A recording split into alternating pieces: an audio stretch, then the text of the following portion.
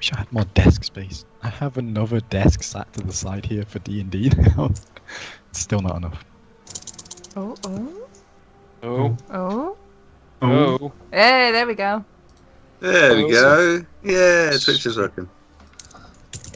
Alright, cool. Cool. There's a delay. It's bizarre. Hey, Pip's here. Peep. Beep. Beep. Okay, let me just tweet. Going Where's my- live. Come watch D&D, nerds. Where's my host button gone? Put nerdlingers. Put nerdlingers. Just gonna Refreshing. retweet from you, Susie.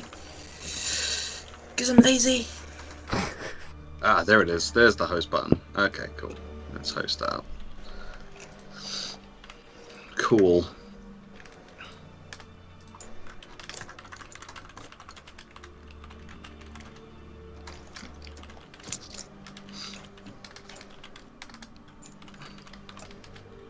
Oh my god, I can't spell. Ah!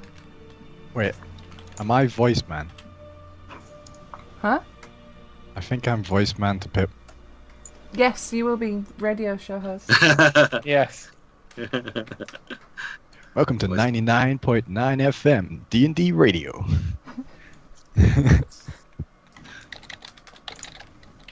The voice man sounds like an Oscar bait title. The voice man. 5 stars, says the sun. Directed by Steven Spielberg.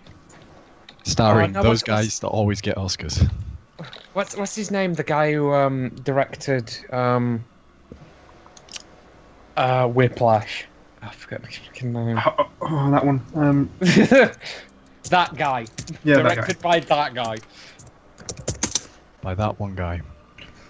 Alright, Listen, Latin with Emmons. that took longer than it should have. Tweet's gone out. Hello. Yay. There it is. Okay, Alright. stick that on.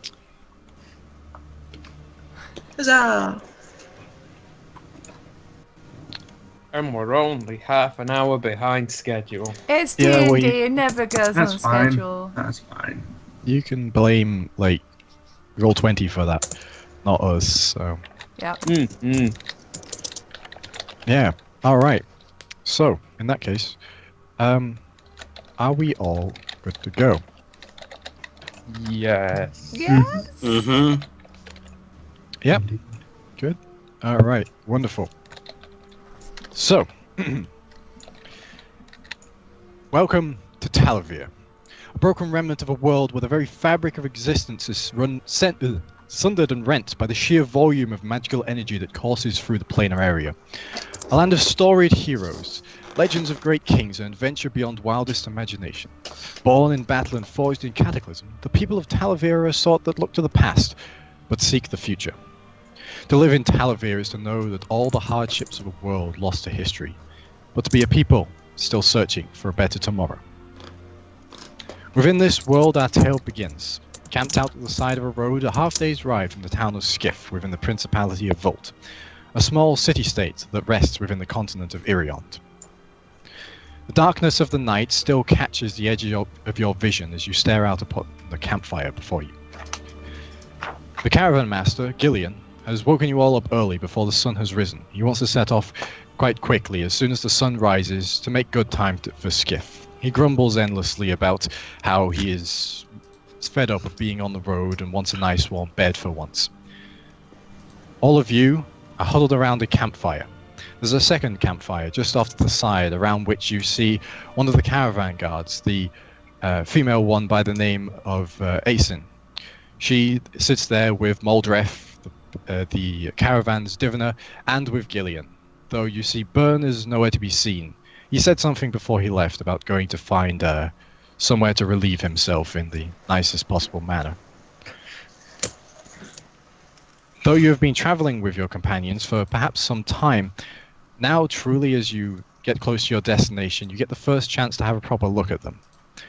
And in that case, let's introduce each other. So, we'll go by the order it is for me on here, which means first off will be the resident wizard. Ah, hello. So I'm playing Randel, or Randel, if you like. He is a half-elf wizard. I've never played a wizard before, but he's Randel Nalo Buckman. Did a hyphenated name to represent the elven and the human part of his heritage. He's a wizard. He's very young. He's pretty much fresh out of the Arcanum, and has a bit of a wanderlust. And he's fairly average height. He's about 5'9". He's quite young. Got scruffy blonde hair, blonde brown kind of coloured hair. Looks like he cuts it himself. All right. So, next up we have the Paladin. Aha. Right, so, hello, I'm Joe. I'm playing as Arxan, the bronze dragonborn paladin of Bahamut. So, yeah, no stereotypes here. He's big dude, 6'5". I can't remember what his weight was, but it was significant. Yeah, that's all I've got right now. Nerves suddenly set in.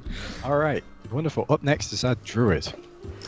Hi, I'm Susie, Susanna Grace. You're on my Twitch channel. I'm playing Tae'la Velian, who is a druid. And she's not your airy fairy forest type druid. She's a kind of like kick you in the knackers and punch you in the teeth, take no shit kind of druid. From a tribe of druids in the nearby area of Skiff, in the whereabouts general place. Yeah. Yeah. And next up, our Cleric. That would be me. I'm Jamie. I've been Baron Pleasant in the chat ever so often when I'm free, which is not ever. I'm playing Wulfric. He is a human, which is a very exotic race within D&D. You might not have heard of them. Yeah, he's just a really tall bloke, quite built, long black hair, bit of a beard going on, and very blue eyes. Bit of a quiet sort of person, but he's a nice guy. Milady. And finally, our Rogue. Hi there, my name is Lydia and I'm playing Niss, a grey elf who's been travelling all her life, so that situation is not too new to her. But she's on her way to Skiff to maybe reconnect with some old friends. I'm playing a rogue character, and I will try and not be dead within the first game. That's my the spirit. goal. Okay, so as you exchange greetings for the first day of the rest of your adventuring lives, you notice that the sky begins to darken very quickly. Storm clouds up ahead, and this pitter-patter of rain begins to fall around you. I would like anyone who has proficiency in Arcana to please make an Arcana check for me. Ooh, Oh, that's me. That is definitely not me. Gold dice. that is 15 for me. Hang on. Oh, balls. That's a 9. Okay, is it just you two? I think so, yeah. It looks that way. Oh, right. Okay, so, as the rain falls upon you, Randel, you see that as it touches your skin, you see a drop lands on the back of your hand. As it rolls, as the water rolls down, it doesn't stay the same color. It actually goes through every color of the rainbow, like a prismatic drop of rain. And you quickly run through your thoughts to try and remember what this is. And what strikes you as most disturbing. You'd learnt about this when you were reading. In Draconic, it is Hubrakal, thunderous hubris, but it's known more commonly around the lands by its common term, Bokob's Wrath, or as most people call it, Wrath. As you look over to the campfire, you see the confirmation for you that this is exactly what you believe it is, as blue flickers and purple blotches appear within the flames themselves, and instantaneously you know you have to get to shelter. This storm is incredibly dangerous. The lightning from it has been known to strip the spirit from a man instantaneously.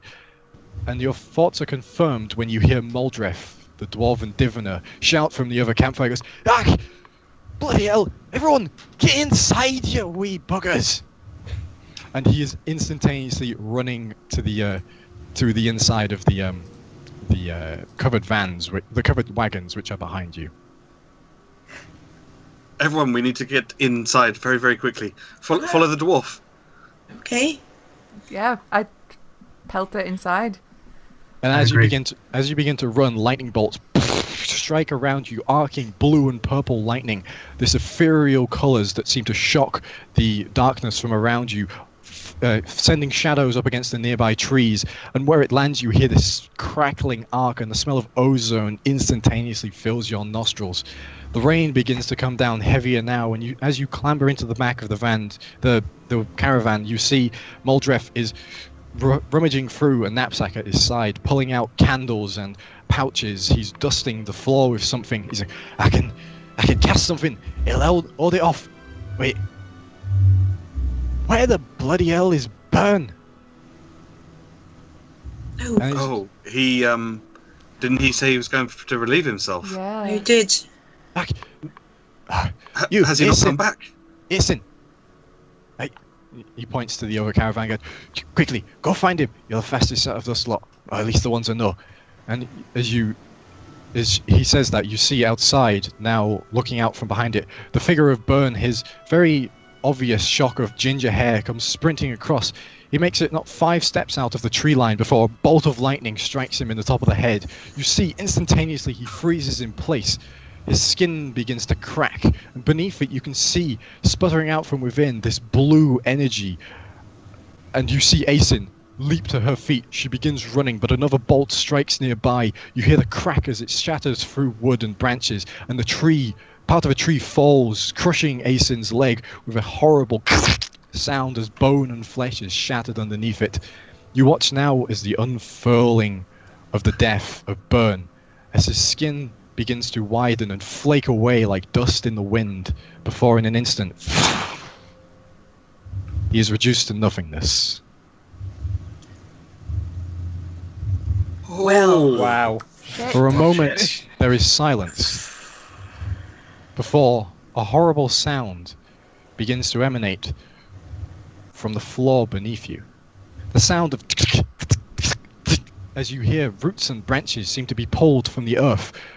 Along the side of the road, you see creatures begin to move up from where the lightning struck. The roots and branches of fallen trees forming into grotesque shapes, mimicries of men. Just as they begin to take their form and shamble towards you with uncertain gaits, Moldref finishes an incantation. Clapping his dwarvish hands together, you hear a boom as a bubble blasts out from him, encompassing the former campsite. As he stands there, a coronet of arcane runes around his head, his hands out like he is pulling weights from the earth. He turns to you and goes, "You're gonna need to get rid of those monsters." And I'd like you all to roll for initiative. Oh no! Oh, Straight shit. away. That was Straight quick. Okay. Oh, I'm starting with a natural 20. yeah, me too. Oh, Yay! Elves Well, I mean- get shit done. well, I didn't. good. It's good for some of you then. I rolled 6. I got a 15. 16. You're really good at rolling initiative, Joe. Look, shut up, okay, mate. even in our games, like, never roll high. Alright. Oh, hang on. Let me. Oh boy, those props load in really slowly.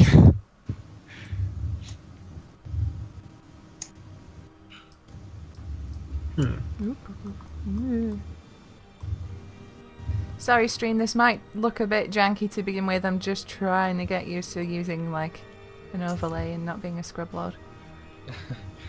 There we go.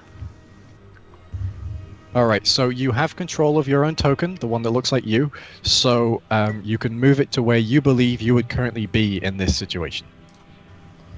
Okay. Oh.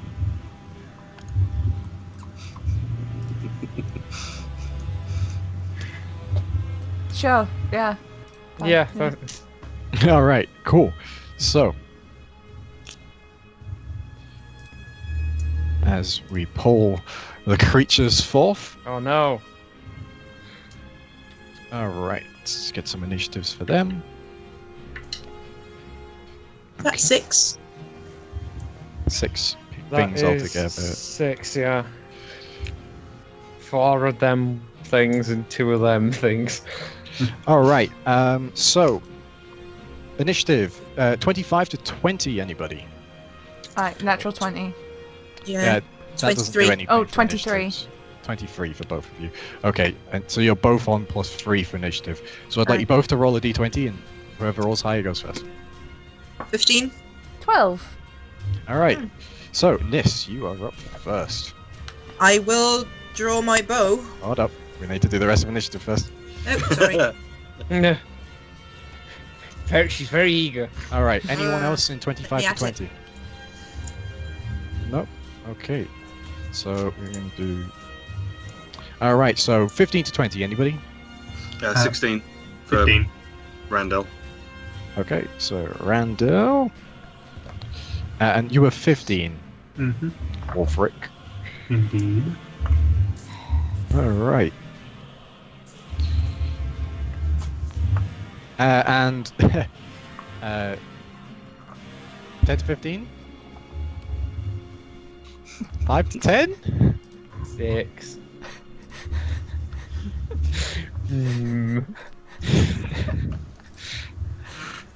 Oh, Arxan. Getting off to a good start there. All right, so top of the round, we have Niss as the rain pours down around you, covering you in sort of some strange prismatic paint, like you've been at some sort of strange party. What do you do? I will draw my bow and fire at the closest one. If it's Okay. in range. It's definitely in range. Yeah. Each of these squares is 5 feet. So, 5 feet. Good. Yeah. Metric system, people. Metric system. Whatever. Disadvantage, no. That's me, 15 plus... Longbow is... Finesse, yeah. No. I add the dex bonus to that, right? You add the dex bonus and your proficiency bonus, yes. Yeah. So, 20. 20, yeah, that definitely hits. Roll for damage. That's 5 on the dice. Do I add a dex for damage as well? Do add dex for damage, yep. Roll. Then that's 8 damage. Alright, so as you draw your bow back, breathing in and out of the rhythmic fashion of an trained archer, you let the arrow go as it sails towards the target. It strikes it dead in its head, you guess, but you can tell that it rings true, and as it punches a hole into this creature, it's just made up of dried twigs and such, and it splinters apart instantaneously, being scattered. It no longer seems to retain any functional form. That's 1 down. Good job. Is there anything else you'd like to do with your turn? No, just try and not be at the very front. Okay. Which brings us to Tae'la. Cool. Alright, I am going to bloop, bloop, bloop, bloop. Oh balls, hang on. Cast Bloop, bloop, bloop, bloop. Entangle Okay. here. So that's 20 foot square from there, so I should get all of them. You can ruler it. Oh yeah, hang on. Forgot that ruler was a thing. Yeah, that'll easily get all of them. Yep, okay. So, So, we're gonna make DC? it 14. 14, it's strength, I Yeah. believe. Oh boy, these things are not very good at strength. That's a no, a yes, a no, and a no. So, only one of them manages to escape it. This one here. Why am I pinging pink? I shouldn't be pinging pink. But anyway, yes, this one here. Cool. So the rest of them are all entangled as you conjure forth the druidic magic. The ground cracks slightly around you, revealing the ley energy beneath it. As you thrust forward, the plant life around that has not been mutated into these strange creatures begins to wrap around them, suddenly turning against its supposed brethren and just turns itself round them and tightens its grip so that they cannot move. So these four all get a fancy little thing on to show that they are covered in leaves. All right. Wait. Is entangled the restrained or grappled condition? Hang on. I think it's restrained, because I think Vin casted this and it was restrained when Vin did it. Hang on. It's restrained. Restrained, right. That's very strong then. Okay. So, would you like to move anywhere? No, I'm good where I am, actually. All right. Okay. So, that brings us to the first lot of creatures. How do they break out of the entangle? It's a succeed on a strength check. check. Okay, just on their turn. Yeah. Okay. The first one does, and the second one does not. So this one is no longer restrained, but that's their entire turn. Oh, and it has to use an action. Yeah. Yeah. So it's going to move up, but and this one is also going to move up, but this one was not restrained in the first place. So it is going to lash out at the closest target, as it has no semblance of proper sentience. So it's going to lash out at them. The guy covered in heavy armor, Wulfric. So that is a 14 to hit. Don't shake your... I can't see you all the time. Don't shake your heads. Vocalize. I said no. Oh, you did kind of glitch out for a second, the camera. Froze, right. So, Well, Okay. blame technology, not me. Okay, I'll blame technology. All right, so as it reaches up towards you with its like wooden claws, you just bash it to the side of its shield. It staggers back for a moment before hissing and with no voice at you, just this weird soundless motion towards you that would be terrifying if it wasn't 2 foot tall. Well, bless, it's tiny. All right, which brings us to Randel. Okay. I'm going to move just to the side here of Wulfric, and I would like to use Shocking Grasp cantrip on the one directly in front of me. Okay, so that's an attack roll, right? Yup. So it's a d20 plus my spell attack modifier. Yep. That is a 22. That definitely hits. Yes, you hit most dragons with that. Okay, so that's so 1d8 lightning damage. Okay. 6 points of lightning damage. All right. It can't take reactions until the start of its next turn. Okay, so as this creature like recoils back from Wulfric, you step up, place a hand on its head, and just give it its own taste of lightning. After it's just been brought to life by lightning, but regardless, it still works pretty well as it shatters the creature, and its head just sort of disintegrates in your hand. Oh, okay, sweet. It's made of twigs, you know. All right, which will bring us to Wulfric. Yeah. First of all, I would like to cast Bless on myself and the two next to me. Okay, so we're talking Arxan and Randel. And Randel, yes. Okay. So that means that for every attack roll and saving throw you make, you get to roll an extra d4. Oh, Nice. cool. And then I would like to take my shield out and draw my sword and go after the one in front of... How do you pronounce it? Arxan? Arxan, yeah. Arxan, yeah. And just... Bless is an action, so you can't. Oh, is it an action? I thought it was a bonus. Oh, well, I just do that and then ready the shield. Okay, cool. All right. And that will bring us to... these guys at the back. These ones are larger than the others.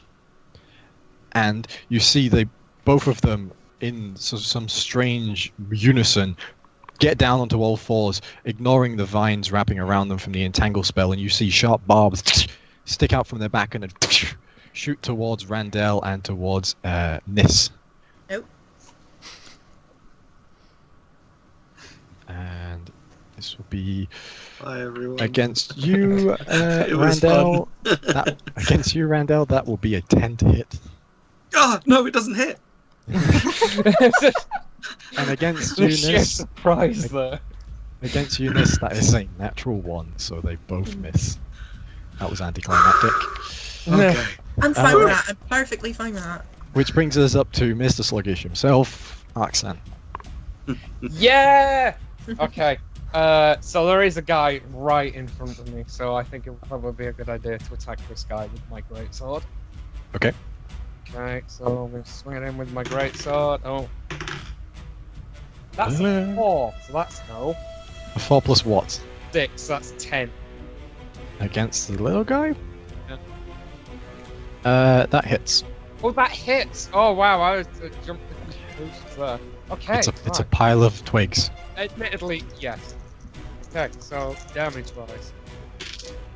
6 plus 5 plus 4. How much was that, sorry? 15. 15. Damage. You're If I'm cutting doing out my slightly. math right, 6 plus 5 plus 4. Yes.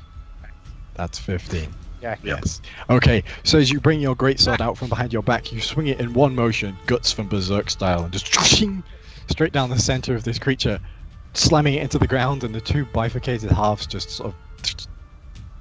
Excellent. it's- Nice. It is dead. It was twigs, now it's sawdust.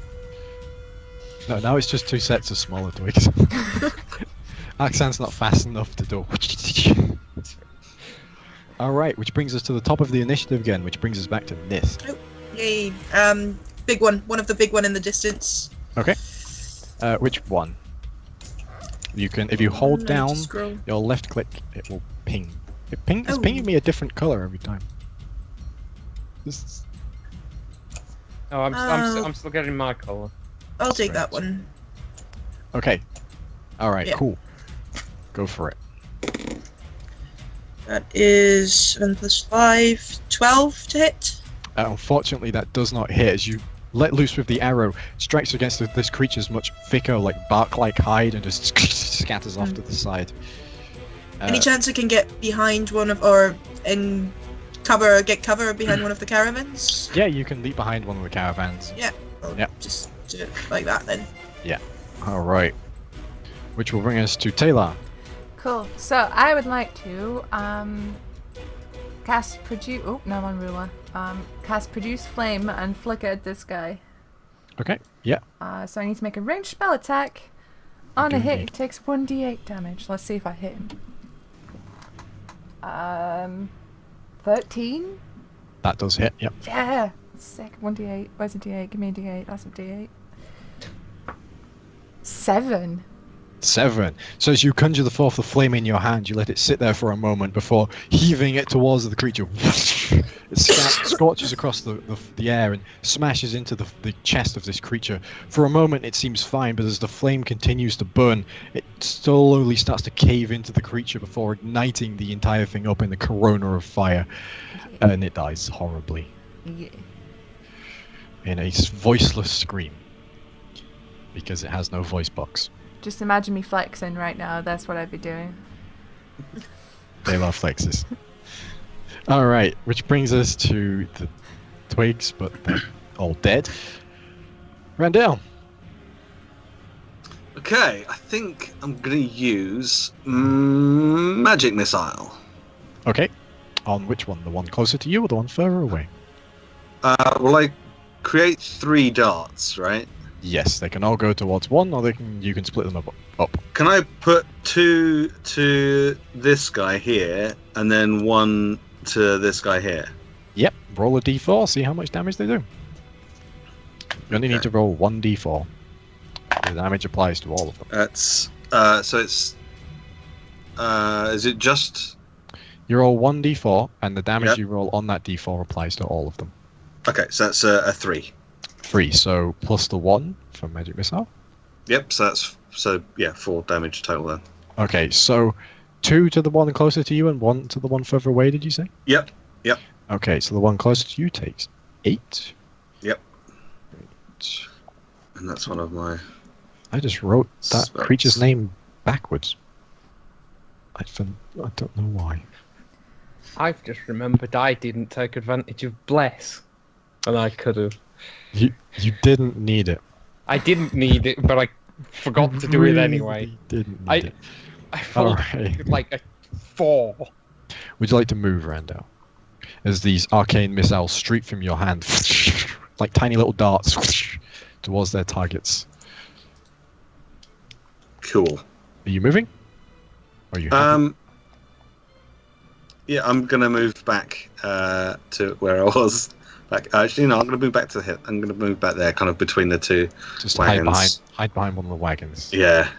Right, cool. So that brings us to Wulfric. Mm-hmm. I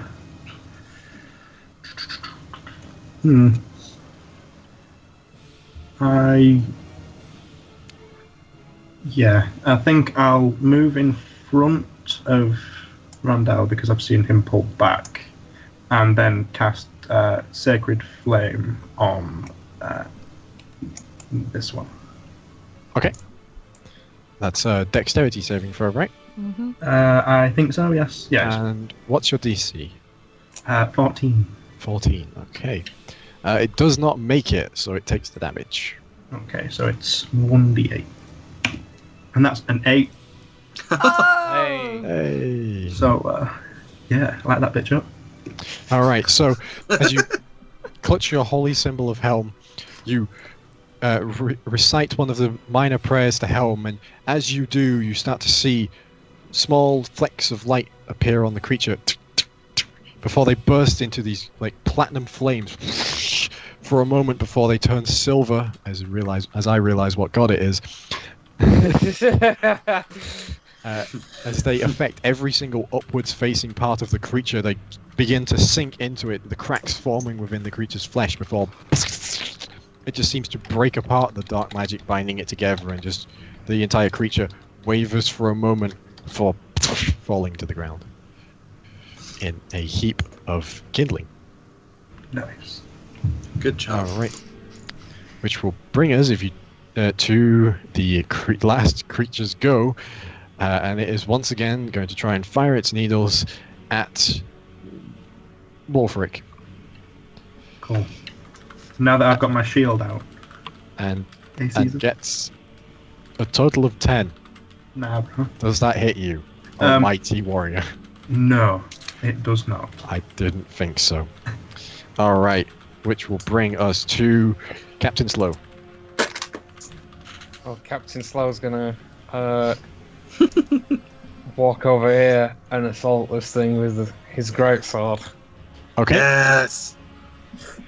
Right, attack him with the greatsword. Ooh, 18, 24. Yes, Ooh. that hits. That hits. Okay.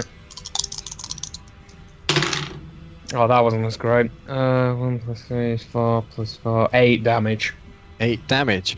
So, as you run towards the target, greatsword in hand, you look at the head height of this creature, and you angle slightly to the side and bring the blade down, just straight from shoulder to hip, and just tear this creature into 2 pieces. Oh, As you yeah. catch the bottom of it, you flick the blade slightly and bat, so that you crunch the upper torso of this creature inwards and just send it flying to the side as the bottom legs just sort of waver for a moment. You see a couple of the spikes left on its back try and fire out, but as they do, they just fall limply to the ground.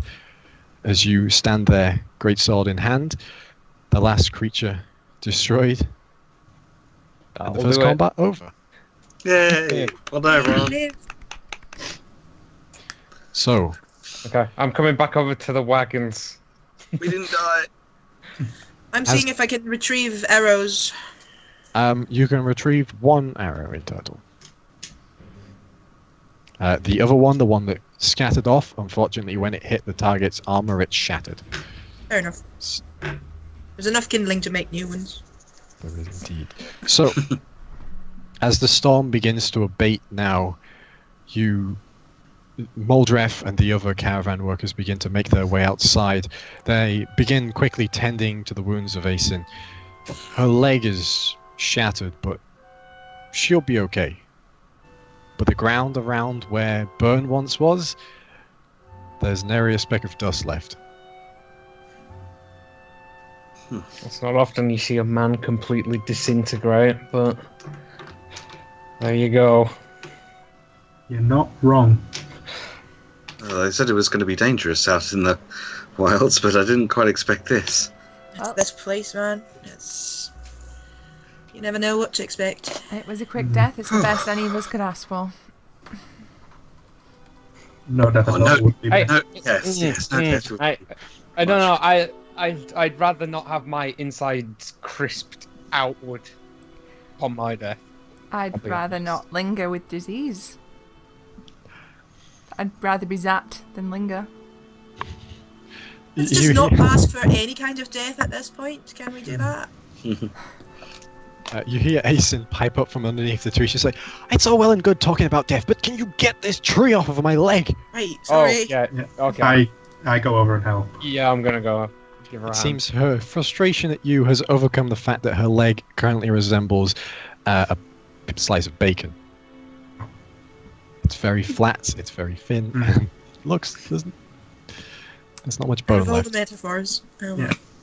Oh, chat, that's terrible.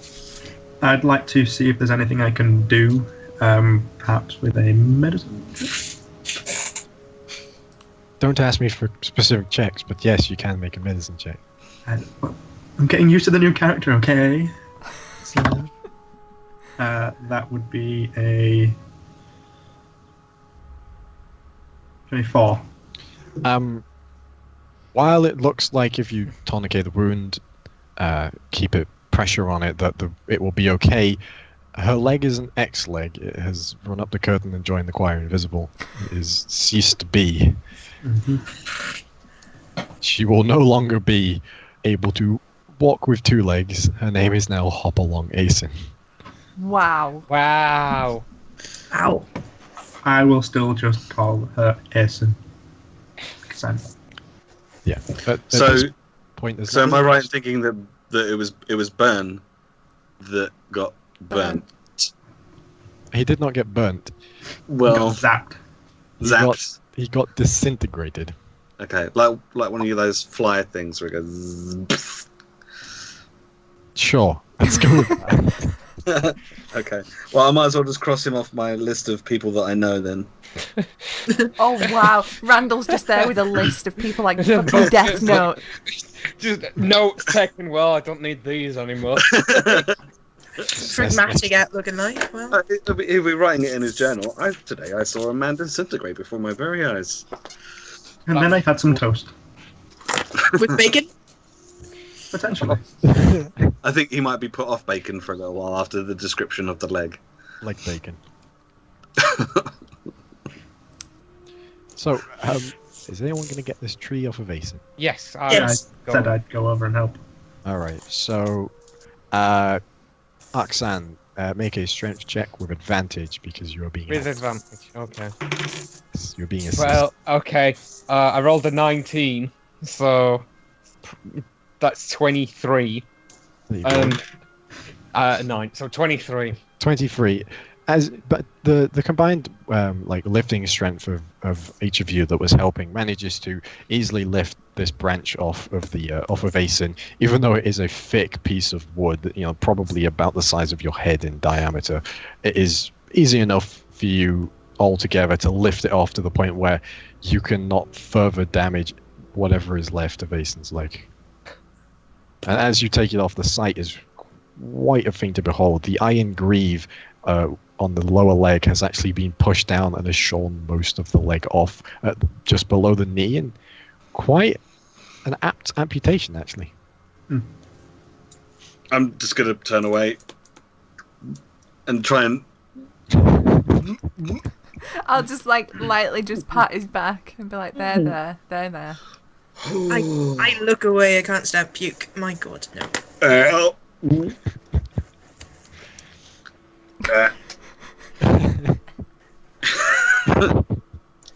Oh, I'm not gonna look at this puke happening here. That's disgusting. I'm gonna focus on the leg instead. So am I.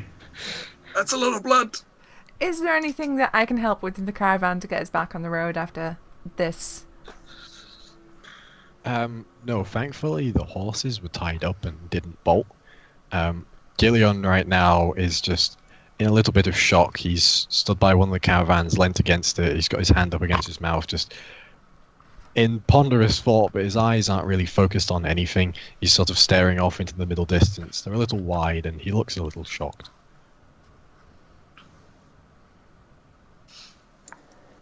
Moldrev is currently kicking at the ritual circle he made and swearing quite a lot in a language you don't understand.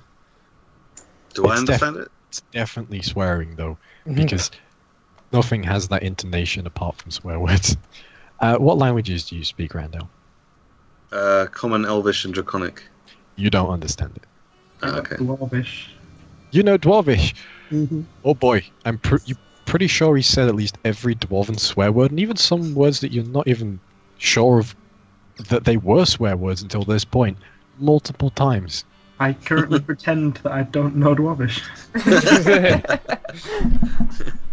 So, It's rather creative, in fact. so we don't know what those things were. They just sort of came out of the woods. Make an Arcanum check. Not with that D8, I'm not. can try. 19. So you know that the Bokolb's wrath, or as you would know it in Elvish, now that you've witnessed it properly, you can remember a bit better. In Elvish, it's known as Alferio, or Arcane Thunder, and it's a form of arcane storm caused by the rubric originally that manifests itself as arcane lightning, and you would know from seeing sorts of summoning magic and such before that arcane stuff can sometimes create things, and it appears in this instance it struck some of the plant matter around here and warped them into whatever these creatures were. It wasn't a specific happening that always happens with this instance. It just so happened that in this case it was the target of the arcane energy, and that's what it coalesced into. Alright. Well, I'm gonna regard the piles of kindling, look a bit pissed off, and go sit and sulk in a wagon for a little bit. Okay. I will use prestidigitation to clean myself up a bit after the little bit of vomit. Kind of try and compose myself. Still not looking at the leg. Just kind of not looking at the leg. And I approach Moldreth. And Moldreth, is there anything I can do to help at all? I'm not as practiced a wizard as you are, maybe, but there might be something I can do to help. As he turns towards you, and you're pretty sure his eyes have been replaced with daggers with the glare he gives you. He goes, "You can sit down, and you can shut up. And for the last goddamn time, I'm not a wizard." Sorry. Okay. I'm a ritualist. I can't cast magic willy-nilly. I need to set out circles, things like that. I didn't go to one of your fancy colleges. Okay, sorry. Hey, you will be. Turn you into a toad in your sleep. I can't do that. I just told you I'm not a wizard. You should know that. Dad, get out of my sight. Just gonna walk off. As you start to run away, you see a half-burnt candle fly past your head as you run. I see that. I walk towards him and say, "Did you call him a wizard?" Did you call him a wizard? Don't call him a wizard. No, it's... And I go over to Aeson to help as well, if there's anything I can do. What are the two holy men of the party doing to help Aeson while this is all going down? Sorry, you make them. I don't know. I don't really have much medical experience. So there's not really much I can do for this leg. You are a paladin, though. I guess. You can use your human defibrillator and just... Would that fix the leg? No. The leg Well, is the leg go- is currently Asen is here. The leg is here, Okay. and the leg currently looks like a pizza. Oh, stop! You're ruining my favorite foods. It's like a lovely slice of pepperoni. Can you heal her though? Can you do anything to make this Currently, right now, she is bleeding out. better? Okay. There is I'll a give- lot of blood coming from the artery that's been severed in her leg. Okay. I'll give her a couple of hit points with the lay on hands then. Okay. So as you do that, you see the bleeding begins to slow, and the area around the the area around the wound Wow. starts to knit together and manages to heal enough that it stops it bleeding profusely. Okay, good. And she sort of looks up at you, and even through all of the blood loss, her face pale as a sheet. She just stares at you and just goes, "Can we not do that again?" Well, what, the tree falling or the healing? Because I'm pretty sure you needed the healing. You know what? Thanks. Don't touch me. And she's trying to get up herself. Pick up a leg. You might need this. Like, Oh god. I just kind of shake my head at that, and my intention is to try and help her get to Yeah. wherever she needs to go and make sure that the leg is always tended to it whenever it needs. As Arxan scoops up a handful of leg into his hand, you help pick Asen up as the bits of leg begin to fall through the gaps between your fingers, Arxan. Like soft jello. she's just. I'm like, I was trying to be nice, and she just. You know, it's tough being a giant dragon man sometimes.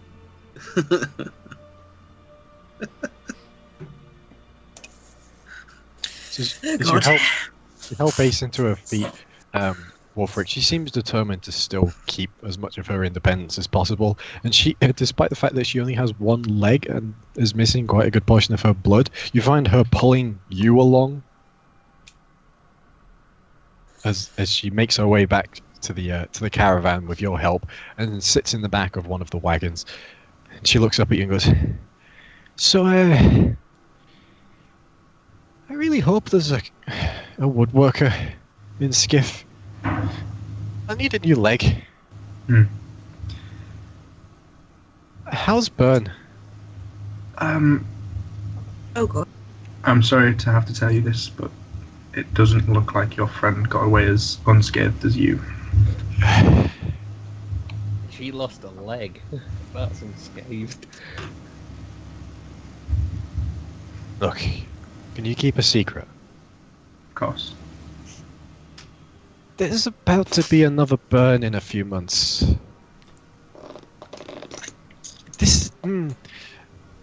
I don't know what I'm going to do without him.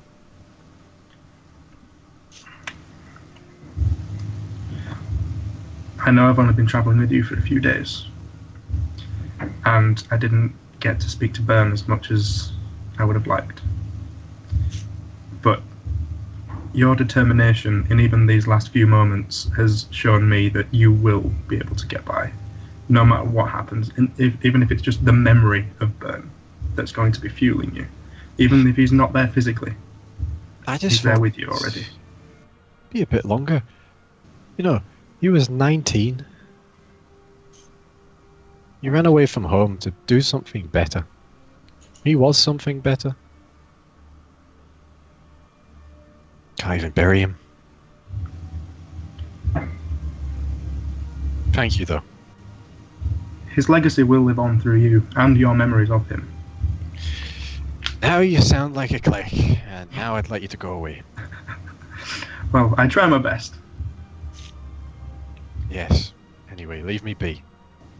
Call me if you need me. And then I bugger off. Alright. So, after some time, Gillian just sort of... Well,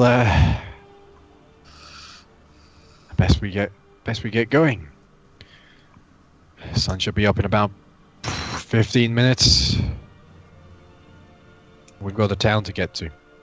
No doubt they've been hit by this as well, and they're probably needing these supplies more than ever. Come on. I've got 2 less caravan guards than I had this morning, so I'm going to need your help. Just walk alongside the wagons. Make sure none of those blasted things come out of the woods. Okay. Me and Moldrev can handle the horses. Sure. Alright. And slowly, Gillian and Moldrev unhitch the horses and hook them up to the wagons once again, and you begin, after some time, making your way away from the site of the strange happenings of the previous night. Excuse me. And as you do, you see Asin just looking out across the road from the back of the last wagon. And she turns to you all. She just goes, "Yeah, you best make a name for yourselves out there. For me and for Byrne." And we'll take a quick break there. And when we get back, we will arrive at the town of Skiff. Yay, okay. Stream, I'm just going to put you on a be right back screen. Be right back. There will be no sound. I'm sorry about that. But just deal with it.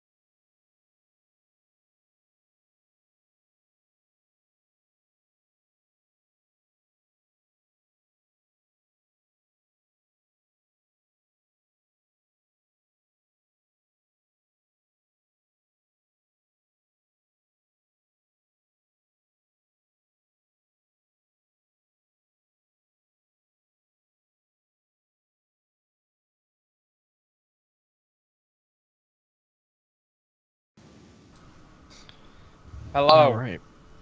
Hello, Okay. chat. I will stop talking in the chat now because I have a voice and don't need words. And you use them so well. Yes. Words very good, I'll have you know. Are we good, Joe? Yeah. Got it out your system? Alright, good job. What's this? Okay, so as you begin moving, you see in the distance towards the east, the direction you're facing, the sun just begins to crest above the horizon, scattering red colours across the sky. Morning has broken, and you've had quite the day already. It's lunchtime before you arrive in the town of Skiff. As you crest over the hill into the small basin which holds the town and the coast, you see now the small wooden palisade which surrounds the town, and you notice all of the buildings in there, or for the vast majority of them, are built out of what appear to be the remnants of boats. Many of them the roofs appear to be upturned hulls of various different types of vessels from various different ages of and civilizations, but they have all been repurposed into various forms of housing. A couple of buildings aren't made from boats, but at this distance only one of them stands out. Over on the northern side of the town, there is an imposing octagonal-shaped tower flying a very familiar flag to you, Randel, the flag of the House of Cuprum, the Vault's Arcanum. In the distance, you can see the port, the dock here at Skiff, and from it, the few small dots in the ocean beyond of the fishing boats. But the truly magnificent sight is just beyond the shore. And up from the Skiff slightly is this huge floating mass of rock chained to the ground by great hunks of iron that are far larger than anything you've ever seen created by man in the shape of a chain. From the chain hangs long drapes of what you can only assume to be like lichen and moss. And you can see from it, very faintly, a long bridge going all the way down to probably around a mile outside of Skiff. Now, as you approach the town, you see walking up the path towards you are a few figures that have obviously seen you coming. They're wearing rounded helmets and are both carrying spears, but the third figure is much different to the others. Larger than a man, it stands probably around 9 feet tall and moves with a strange robotic gait. It's formed from smooth rock as you get closer, and you see now that it is connected by tendrils of arcane energy. As it shakes towards you, its head bobs up and down, not connected to anything. It resembles a long, curved, beak-like object, with the top of the beak being at the back there, with 2 grooves in the side. There's a hole in the front where an arcane flame billows, and no mouth or nose. And I'd like the Arcanists of the party, or those trained in Arcane, to make an Arcana check. Okay. 18. Okay. 14. All right. So you both know what this is. You've heard about it, whether reading it through books or perhaps seeing it for yourself.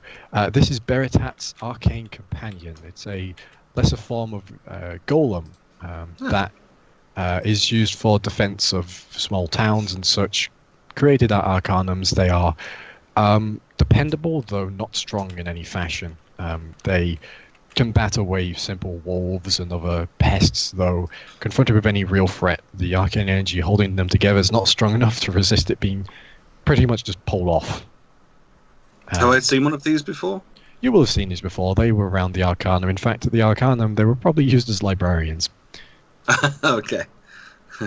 They can carry a large mass, but they can't hold themselves together, so any force applied to them causes them to fall apart. Right. So, yeah, the lifters, not fighters, for the most part. Okay. Yeah. So, you see them now as they get closer, and As they do, one of the figures calls out to you now. You go, halt, who goes there?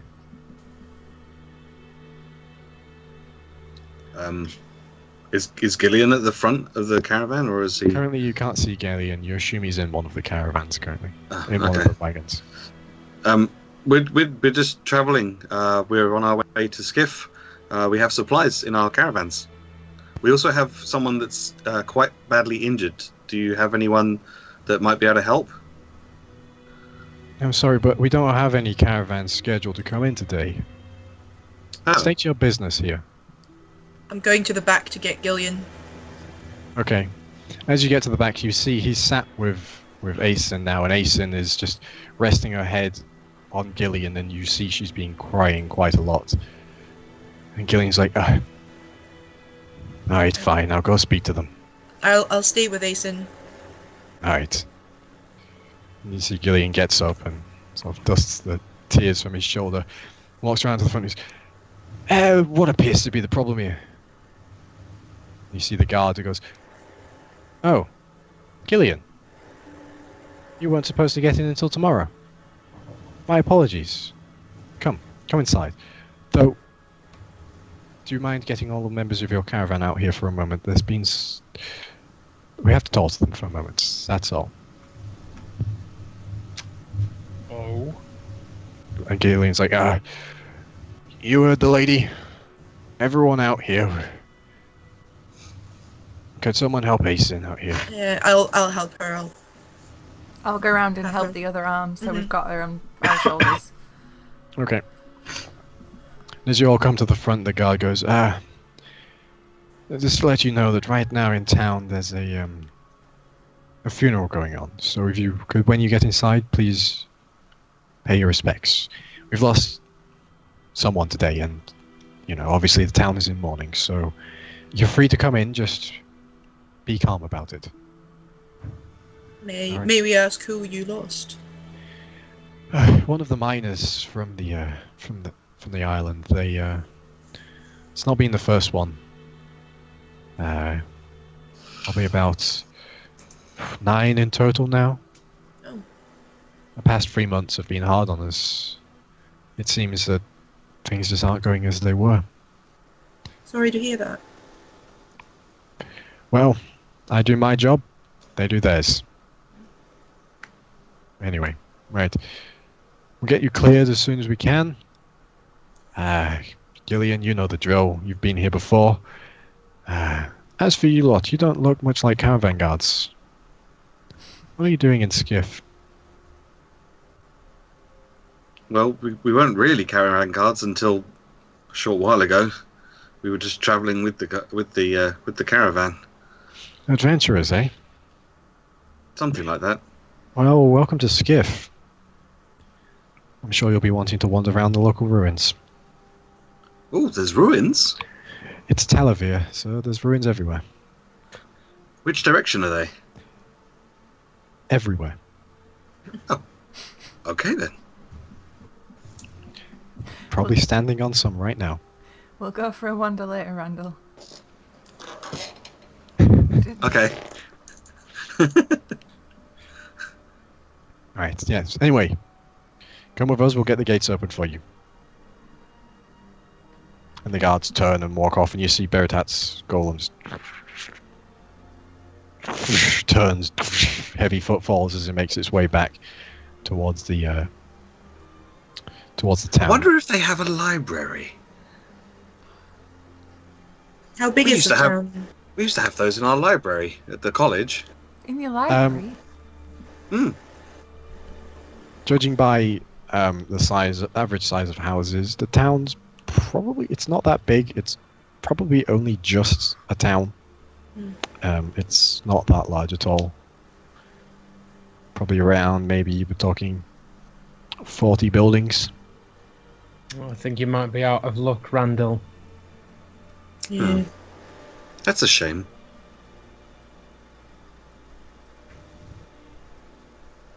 So Gillian's like, well, seems like our somber day's not over yet. Come on then. The sooner we can get all of us to a nice room, the better in my book. That's good. And don't go getting yourselves killed, whatever you guys end up doing. Well, we'll try. I I mean, no that's promises. the plan, yeah. To not die. So it seems like you've developed an unlikely bond with each other. Adventurers. How do they do it? Gillian just walks off. I personally Wait, but think we've I'm got- much more of an explorer than an adventurer.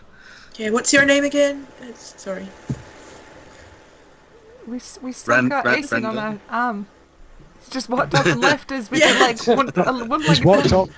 He's walked off towards the caravan to get it ready to Oh move. right, okay. Yeah, we'll bring Asen back then. All right. So as you sort yourselves out and get ready, pulling out your backpacks, you make your way to the gates of Skiff, and as they open in front of you, you can see they're being pulled from the other side by the golem. As it opens it fully, and then stands to the side as its arms back properly into the proper places underneath its shoulders. As it stands to the side, it sort of bobs down slightly. You can see the arcane energy holding it together. It sort of dims as it slows itself down to use up as little power as it can. And as you get in, it is, as the guards said, a rather somber sight. There's a throng of people gathered around the town square not that far in front of you. Most of them are dressed in black, but all of them have their heads down.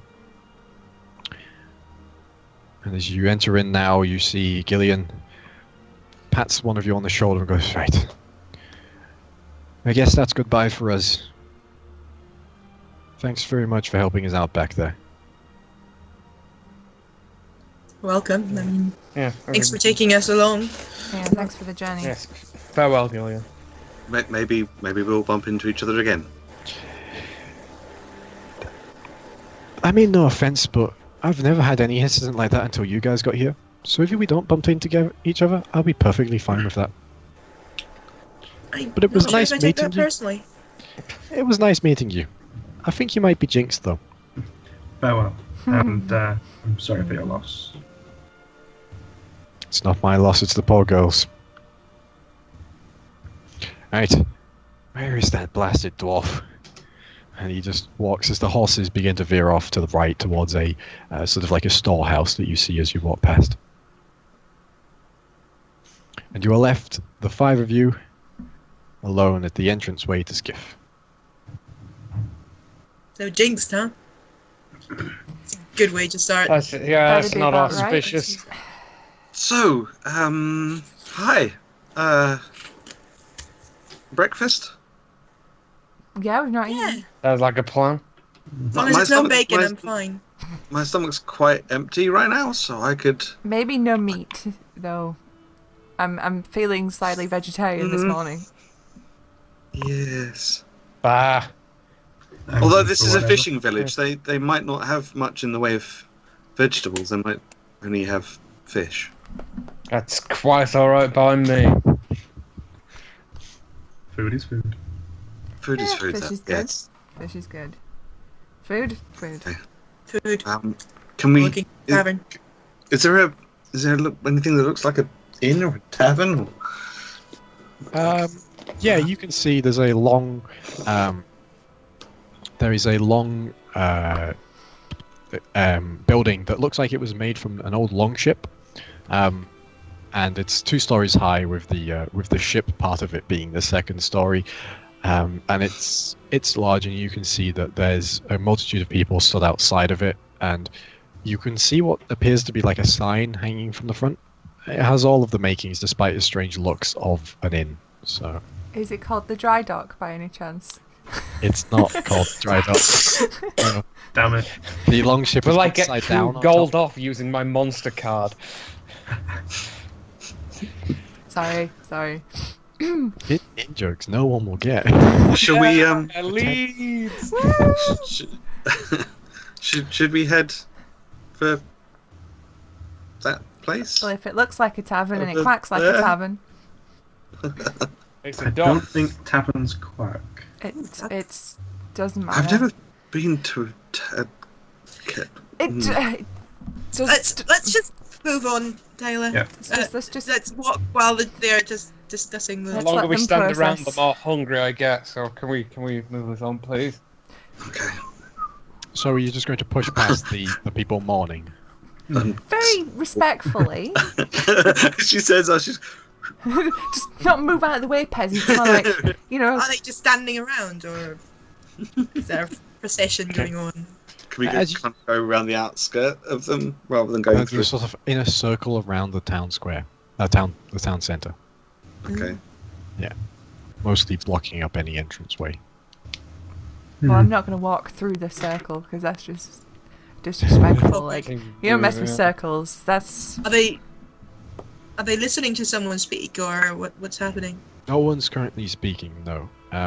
Though as you get closer, you see coming down from where the dock is, you see there are a procession with 4 pallbearers. They appear to be holding what looks to be quite a ramshackle-looking casket. It's cheap pine wood. It's unpainted, unvarnished. And the air around you of the people is not one of just sadness. It's one of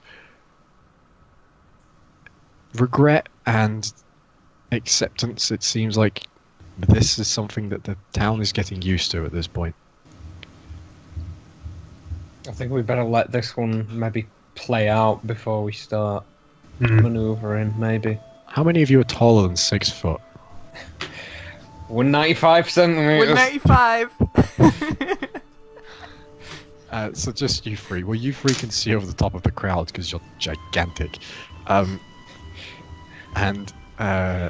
you can see that in no, Joe, no, Jojo. no. You can see that in the center of this town, I say town square, but it's a town circle. There is a small shrine. It's around 3 feet tall, and it is a rounded cuboid that has a stairs carved into the side of it and a hollow 8-pointed star on the top. Well known to everybody out in Talevyrr as the sign of the Ascendant Accordance, the pantheon of Talevyrr. And you see that the only place which is an open gap heads past the inn, which you can now read as the Cracked Mast, the sign on the front. It leads past the inn to a building over on the right side of town, and as you watch, the pallbearers and the procession wordlessly walk past and up towards that building to the north. And as they do, you see the townsfolk sort of exchange glances with each other, solemn nods, and begin walking away to their general tasks for the day. Okay. Breakfast? Randel, we're in the middle of a funeral. Just Sorry. give it a minute. They've gone now. They've I know. passed this far. But like, people are still pretty sad. Like, after a funeral, you don't just go happy straight away. It's kind of somber for a little bit. So Okay. just you know, we'll slowly Right. make our way there. But just Okay. Yes, but I am family. I've not been to a funeral before. I don't know the etiquette of. well, I've not been to one of these like fancy ones, but the general principle stays This the is- same. This is a fancy one. Well, I mean, we just return people to the earth, so I don't. Whatever. Anyway, let's go. Okay. Breakfast. Don't look so happy. Your face says very happy right now. That's really bad. Glum, Randall, glum. Glum. Breakfast. Think about you never getting breakfast again. Yes. There we go. That's That's a proper expression. Good job. No, because now he might get overexcited when he gets breakfast. We might throw the balance out here. Oh, you know, Merry and Pippin when they Problem find out it present. comes in pints. It comes in pints? I'm getting. It comes in rashers? Alright. So you're making your way to the Cracked Mast then? Yes. Okay. And you see now that many of the people that were stood outside it have walked away, and as you get inside, they're It's a long sort of mead hall style scenario, and there is in the center of it a long fire trough which is just being lit by the what appears to be the owner. But you don't see the owner at first as you're looking at eye level, and then you realize you look down and see a rather short halfling fellow with quite a jaunty, almost emerald green hat with a feather in it, trying to stood on top of a stool, like with a flint and tinder, trying to get the wooden logs in the fire trough lit. Now, when you say a short half elf, do you mean he's an half elf, Halfling. therefore halfling? Do you mean he's a halfling, therefore he is short, or he is considered short amongst halflings? He's a That is halfling. That he's is a halfling. unfortunate. He's a halfling, therefore he is short. Right. Okay. He's probably around 3'3". Oh, he's adorable. Like saying that out loud? No, no, no. He finally manages to light and catch the tinder that begins burning, and you see he's got like a little trough of oil along the edge of the main trough, and it catches, and in a few moments the fire is beginning to burn properly, and he looks around and he's like, there. Hops down from his stool and slowly starts running with his little legs to the back where the bar itself is.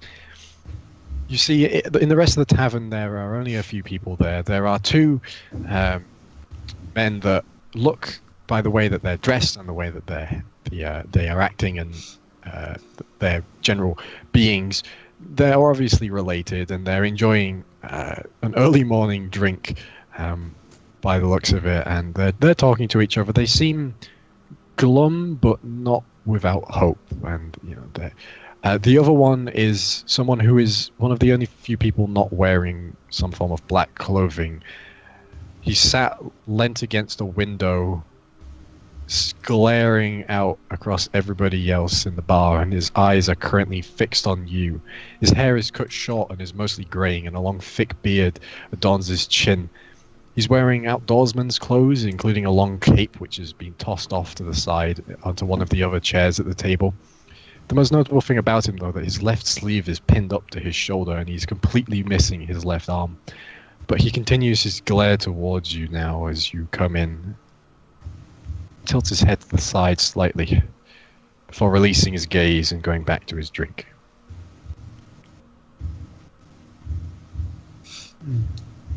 So, can we get breakfast now? Shh. I'm nodding to the when he looks at us, I give them the solid funeral nod, you know, the one. Yeah. Yeah. Sorry for your loss. So then walk up to the halfling and I'm so sorry we just heard about the tragedy that happened in Skiff. It's probably a bad time, but we are starved from our journey here. Any chance we could get breakfast? Oh, well, I suppose you can. Wasn't expecting you people in today. The name's Aldebop. Aldebop Robotac, at your service. Aldebop. Aye, Susan, Aldebop. Very nice control meeting yourself. Are you expecting people coming in at this time? Oh, no, not around here. Especially not right now. We don't have much in the way of supplies, you see, so people are usually keeping to themselves. I see. Well, should be able to new supplies now with our caravan. Oh, yes, it'll probably be the only things. Ever since old Tae'la over there got bit, hasn't been much of a hunter. With what's been going on with the mining and the fishing recently, as well as the foraging, we ain't got much in the way of food around here. So, I hope you like potato beer. Potato beer. Potato beer? Aye, potato beer. I brew it myself. Mash it with my own 2 feet. Oh, yay! It's Choice. Yes, No it's very fish. good. Mm-hmm. Sure it is. Yep. Any It comes actual in food? pints too. Oh. It comes in pints. Any actual food though? Oh, this morning we've got the finest food in all Skiff. Hey, Right. Okay. yes, Which is some unidentified fish I pulled out of the cheap box at the harbour and some crusted bread. Oh dear. Can I just have some crusty bread? Yes, Okay. You know- Maybe water? Do you have water? we have water. We have gnomish brew. I wouldn't take that if you want to see the end of the day.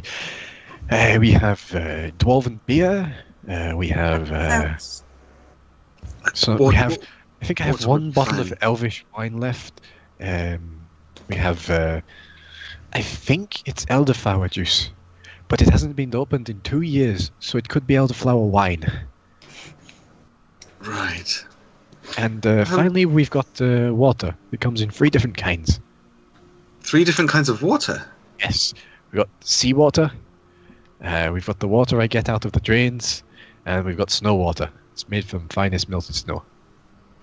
I'll have the snow water. This is This is really a a connoisseur's heaven. Yeah. Yeah, a quality establishment. I would like to live dangerously. I will try the elderflower. Okay, right. 1 glass of elderflower for you. Some snow water for you. What about the rest? Yes. What was the beer? There was potato beer. Mm. There was some gnomish beer. Yeah. Mm. And a dwarven stout. Let's That- go with that one. I'll join you in that. Yeah, me too. It's boring. So- I'll For also sake. take the fish as well. You want the fish? Try Mm. You want the bread? I'll just have the bread, please. Just the bread. Bread. Just the bread. Thank I'm you. alright. I'm fine. I will, and I would like to take a seat far away from Arxan, who had the fish, who is having the fish. Alright, okay. Well, Just I'll in sit. I'll case. sit with you with a pint and some fish. Alright. Alright, so for the 3 dwarven beers, that'll be 7 silver each. For the snow water, that'll be a gold. For the elderflower, 5 copper. No returns. And for the food, for the bread, having extra work because I'm having to take the bread away from the fish, so it's a silver for you. You're having both, so for you it's 5 copper. And for the bread, that's another 2 silver. That's another silver, so yeah. Silver. I feel like this is a bit of a rip-off. No, no. Randel, You- nobody. Listen here, Huh? my fine friend. You have to understand that there's not much in the way of stuff around here right now. Prices are hard and I have a living to make. You know, I have 27 kids at home and they all need feeding.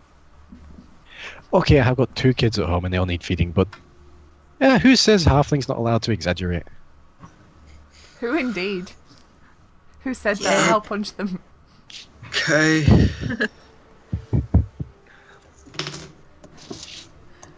I hand So, yeah, over you- the few copper that I owe, and I will go take a seat. I'll give us gold and 1 silver for the bread and water that I ordered. And What? not look very happy about it. So what was it? Like 7 silver, 5 copper for? Yes. Yeah, I'll give him that. I will as well. Okay. I will as well. Fair enough. Alright. Want to stir anything? How much So- silver is in a gold again? 10. It's all 10. It's 10. Cheers. Apart Matrix from system, Electrum, yay. which is the weird one which nobody uses. We take Electrum and we toss it the same way that we toss the rest of the dwarves. Over there. Yeah. Fuck Electrum. God, I hate that. Of course it's the dwarven Um, currency. So when I've taken a seat, I would like to cast Goodberry. Just make myself some food. Cast Goodberry and it creates how many berries? I will make. It should say in the spell. It says up to 10. Up to 10. Okay. But I'll make 5, just in 5 good case. berries. And you will eat a good berry. I will eat 1. Yes. 1 good berry. You eat it and you feel incredibly full. Also, as you finish eating it, you see that everyone else in tavern is staring at you as you just cast magic. Hi. The scowly guy just. I'll blow him a back to- kiss.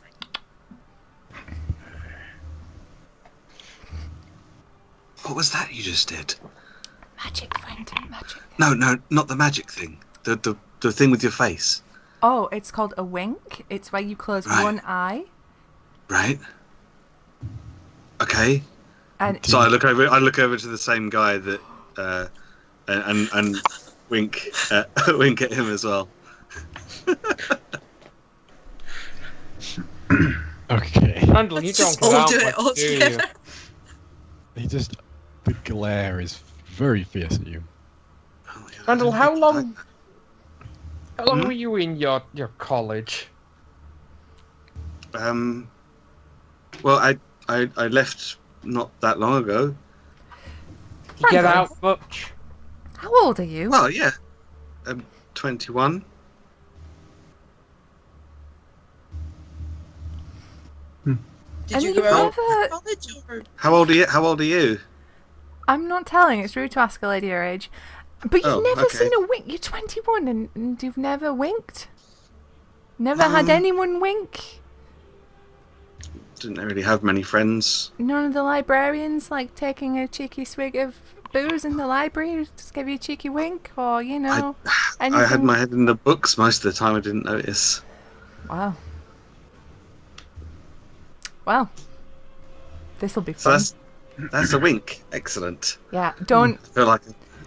advice. Just don't, because you Don't- don't know the power of the wink yet. It's a very powerful like social tool.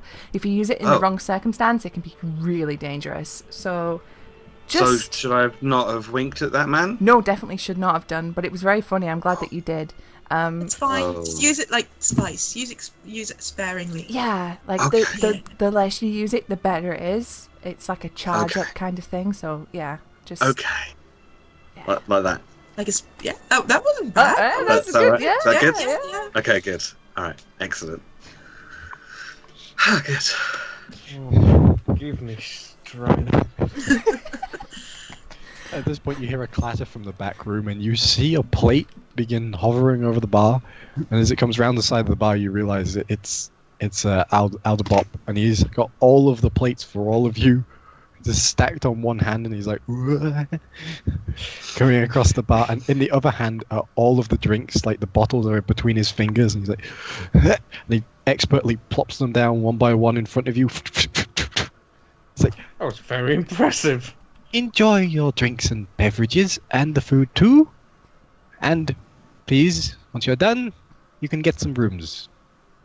I assume you'll be staying here more than one night, and the street outside, well, people are dying, so goodbye.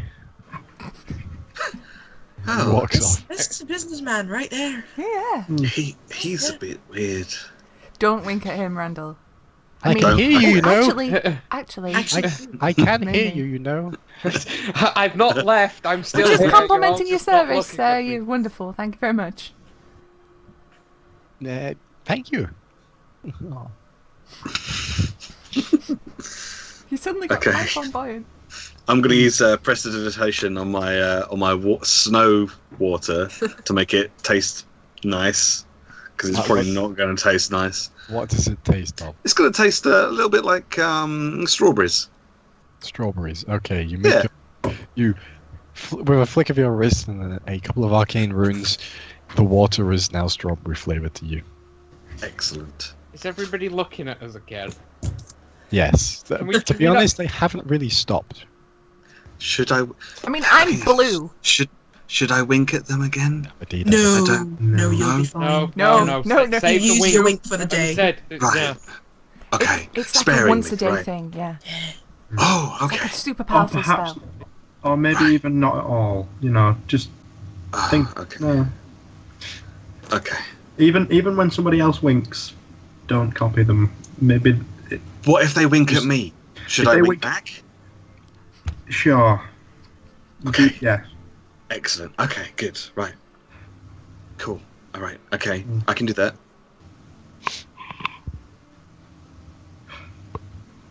Okay, I'm gonna eat my fish. So as you look down at your fish, you realise the fish that he pulled out of the cheap box. To you've done some fishing in your time. This is about 1.5 foot long haddock.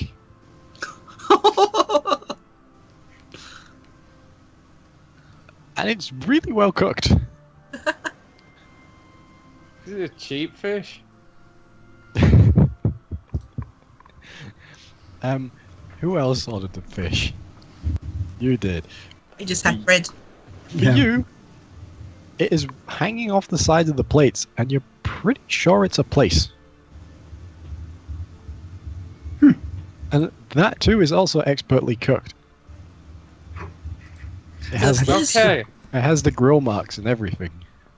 I just kind of look up at Arxan and like, we made the right choice. Yeah, I'm beginning to think maybe we did. I mean, I'd wait until I give it the old taste test before suspicions are confirmed, but Oh, the heads have been left on, by the way. that's fine by me. That's Like, I'm supposed to still be. winking. I look disappointingly at my piece of bread. The piece of bread is large, and it hasn't really got any like grain to it when you pull it open. It's very flat. I just look at his fish, and then look back to my bread. I slide a Better single look good next berry. time, Randel, and I tuck in. I slide him just like a single berry across the table. I was going to offer, would you like some? Because this is quite a large piece of fish. Well, I suppose I could keep the bread for later. There you go. Kind of like, give him a portion. A kiddie portion. Yeah. I'm quite happy with the bread. I don't know what your problem is, really.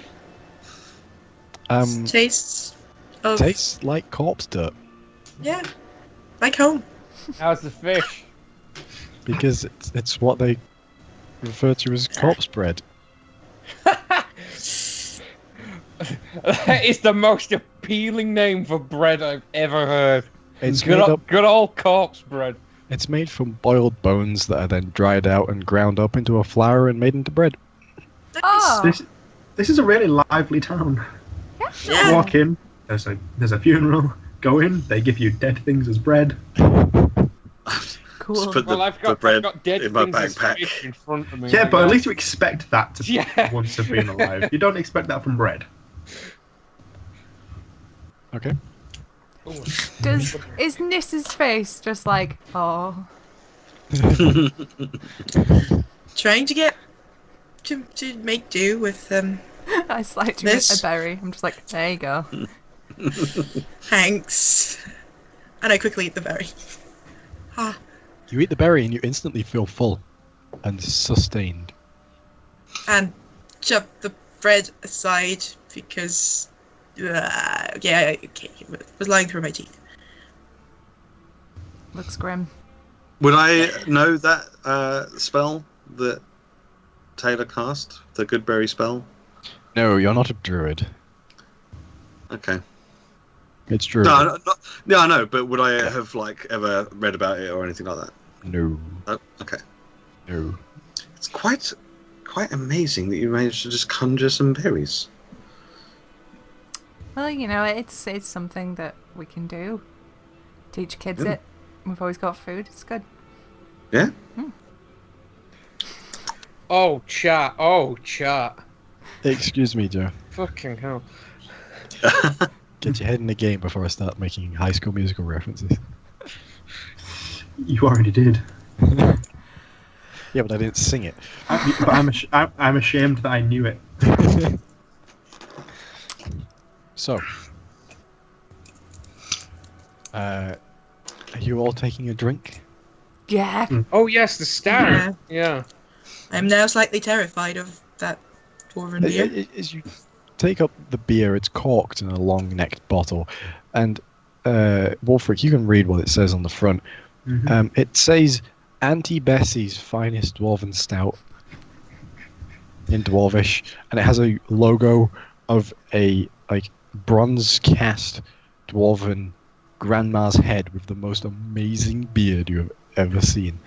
It is like braided at each side with like thick like bands around it, and it's got this wonderful mustache that curls up and round about twice on this dwarven head, but it has that soft grandma smile.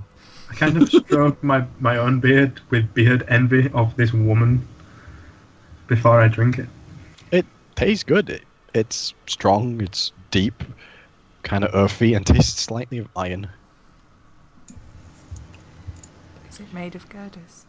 It's not made of girders, no. I didn't know that we were in a universe where the female dwarfs have beards. That's good to know. Yes. That was a point of contention. What, do you think male dwarfs just pop out of holes in the ground? Yes, they do. It's your Lord of the Rings reference for the day. I'm sure that won't be the last one, Stuart. It's not the first either. No. That's true. By any stretch. As you pop open the cork on your elderflower, whatever it is, it smells of elderflower, but as you turn it upside down to put it in a glass, it just comes out as one large, lump of elderflower that goes. And at this point, it's not elderflower wine; it's elderflower jam. How does it taste? Flower compote. It tastes like elderflower. Ooh. It looks like really cheap baked beans. But It's all in one long round cylinder of elderflower in your glass. Elderberry. I offer Tae'la the bread. You want to go with that? I mean, nope. no. Okay. As I'm just watching everybody else with their suspicious choices in food and drink, I'm just laughing heartily as I kind of eat my fish and drink my quite nice beer. I kind of giggle at the same time. I find this very amusing. So do I, but I'm not as open about it. I'm trying to be respectful, but also find it hilarious. So, can we go and explore? Can we go and explore the ruins later? Once we're finished with breakfast. Yeah, I'd quite like to check them out. Also, he said something that there was something wrong with the mine and the fishing. What? Yes, that sounds like quite a lot is going wrong around here. Actually, Well, mines can be dangerous. Yeah, but it sounded like it was something not like the usual. Yeah, general lack of food all over, actually. I think you mentioned... Well, you said general lack of food, and yet we've got these two enormous fish. I could try and hunt something for them. And this was the... There's nothing in the area. And he said this is from the junk box or something, didn't he? And you've got these two enormous fish. I don't know, he said there was something wrong. It's worth investigating. Are you feeling any different after eating the fish?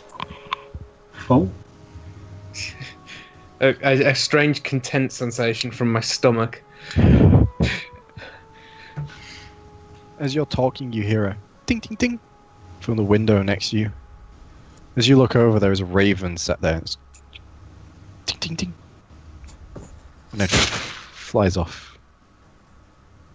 So we jinxed, and that was a raven just. That's auspicious. Yep. It's just going to get better. This can only end well. Yeah. Does anyone fancy jelly? No, you can. I jiggle my glass in. Yeah, I do. You see the gruff man has walked over to your table. Oh. I can't help but hear you talking about what's going on around here. Yeah. Name is Tae'la. Oh, you're the hunter, aren't you? Aye. And the local tanner. I suppose I was the hunter. Not much I can do hunting-wise now. If you're wondering about what's going on with the fruit here, it started around 3 months ago. It's just started... Animals started attacking us. Started acting up. Like the livestock. Hey, no, not the livestock. Forests, wolves, bears. Hey, there was one out there in particular. His name was Old Sharpjaw. We thought he'd be hibernating around this time. But no. You're out there and you were waiting for us. We're hunting a deer. Caught us off guard. Took me arm. Took me dignity. And he took me job.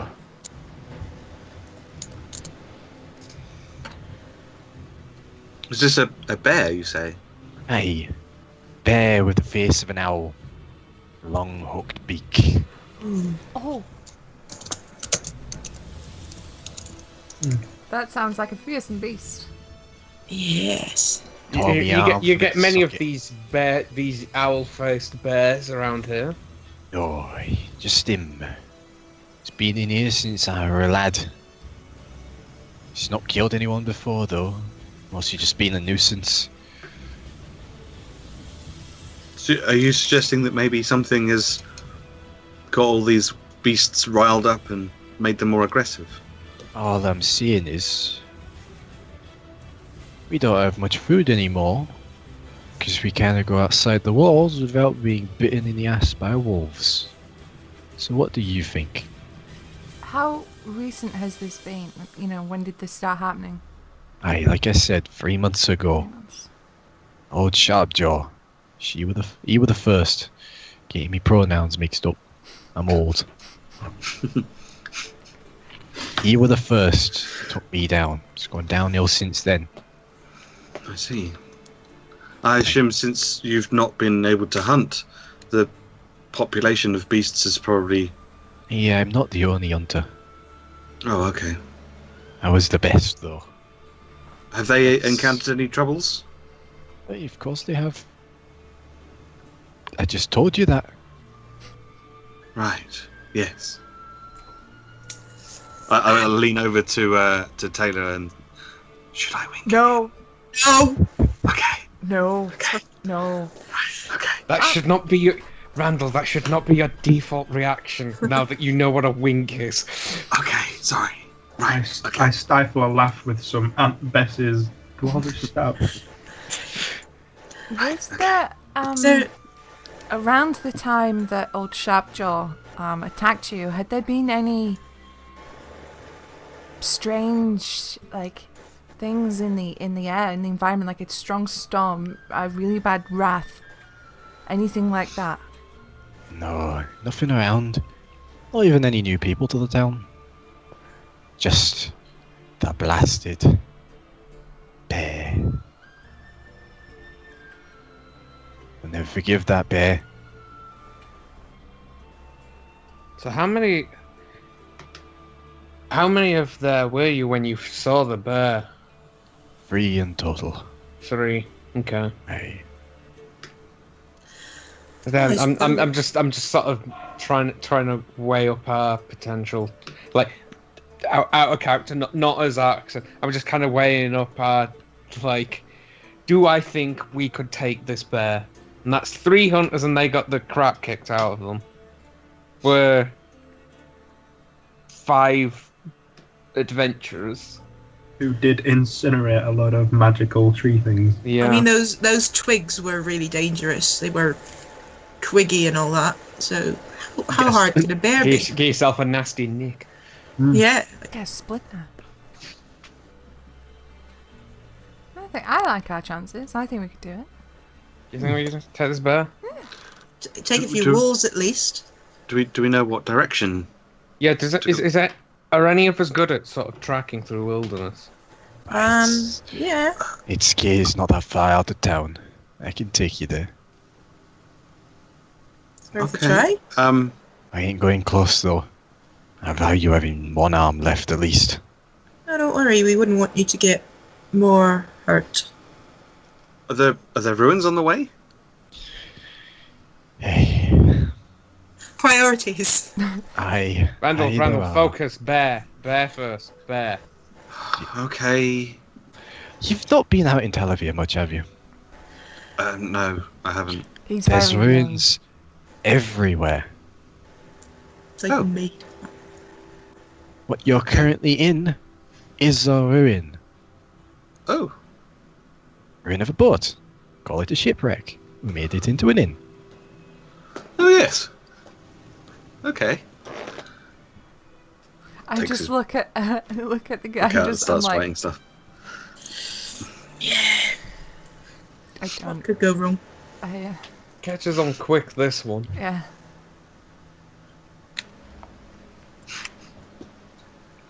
So, tell you what. Let's make a deal, shall we? You killed old Sharp Jaw, and you bring me his head. All of it. Right?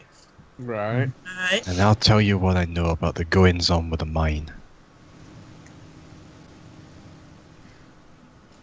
Because I've got some inside information in that regard. Hmm. But you know what they say? Nothing's free in Talevyrr. Did they say that? That's the first time I've heard this. Yeah. I mean, we don't say that amongst my people, but sure. Well, I do, and I'm the one giving you the job. Yeah, I mean, I wasn't Absolutely. disagreeing. Peh. Well, it seems like this bear, owl-faced bear. I suppose an owlbear's a good name for it, aye. Yeah, Oh, well, yes. Ah, What mm. about bear owl? Is it more bear than owl? Excuse me. What percentage Sir. are we? What's Yes, your sir. name? My name? Randel, Yeah. sir. Right, Randel. Yes. I appreciate that you're wearing a dishcloth as an outfit. But I like him. please, try to tone down the idiocy. Well, that's very rude. Find the bear, kill it, you'll get what you need. And he turns around and walks away. Yeah, let's give him a hand. Well, he's very rude. And get some wood, we could make him one. Boo. I know.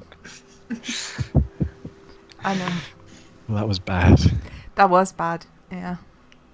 That was So so bad how are we all I did feeling? Do we, as a group, do we want to take this bear? I want to take this bear. I think this bear is a public menace, and I think we should take this bear. It's a public menace. Yeah, A public menace to it's- one person, It's stopping the hunters from going out and getting food. stopping him from going out. Didn't No, say it was stopping the other hunters. There is a problem with the food coming in though, and the hunters We're because they're starting being to get.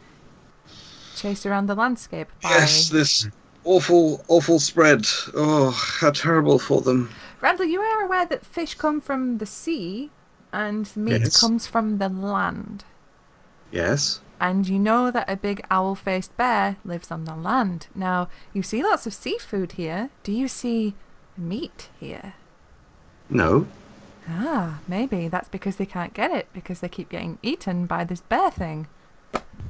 Well, Randall, maybe you'd like to tuck into your bread again. I'm full, thank you. I had a good berry. And it was a very good berry. How was the bread, Randall? I didn't eat any of the bread. Then let me tell you the experience. It was a sensation of perpetual sadness and bad life choices. So let's maybe make sure Oh, they just- don't have to live on that bread. I'll just keep the bread in my knapsack then for later or something. Yeah, you might be able to throw it at someone. Hey, we could Or feed it perhaps to if the you owl get- bear and see if it dies. You could use it to weigh down paper. Sorry, Jamie. Or maybe if you get lost in some ruins for a while, and Oh, I won't get lost. you say that now, but you don't even know the ruins are around you. No, but I've got a good sense of direction, so. Are Maybe we? when you're short for food, you can eat it then. Perhaps. Are we all agreeing that someone should go kill that bear? I want The to go bear kill owl. the bear. The bear Oh, owl. bear. Yeah. The bowel air. Ooh. That's good.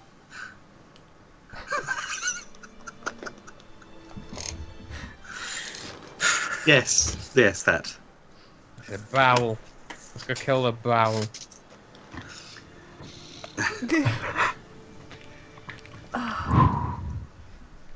Let's go kill the air. Okay, Okay. moving on. Let's go. Yes, please. I stand up for a little bit because of the dishcloth comment, and walk towards the exit. Have I finished my food? Oh yeah, of course. Oh, okay, right. I was just Yeah. checking. Didn't want to leave anything. Excuse me. Sorry. Yes? Yes, Aldbob here. Your fine host for today. Do you not want any rooms for tonight? Oh, yes, actually. I guess we'll. I'm sure you're feeling tired out from your journey here today. Oh yeah, what time is it? Nap. It's probably around 2 in the afternoon. So breakfast was kind of a weird comment to be asking for this man. Brunch. Yes. Students' breakfast. But do we want to get rooms, or do we want to go out and get this? But how tired are we all feeling? Well, Aldebob, if do you think you would profit from, a certain death of a certain owlbear in the area that keeps your supplies from coming in? Depends how many of you are going to die. True, but if we kill that owlbear, with or without several deaths on our part, wouldn't you agree that this would put your business in a better place? Well, let's have a look, shall we? Takes out a small notebook. Let's see. Carry the one. Well, if less than 3 of you die, then I do believe it would be a profit for myself in terms of the added revenue via the extra menu pieces I would be able to procure. That's wonderful to hear. So wouldn't you think that the people going out to kill that owlbear, might be able to get a little deal from you in terms of lodging, food, drink? Make a persuasion check. Yeah. Ooh, 16 plus 2, 18.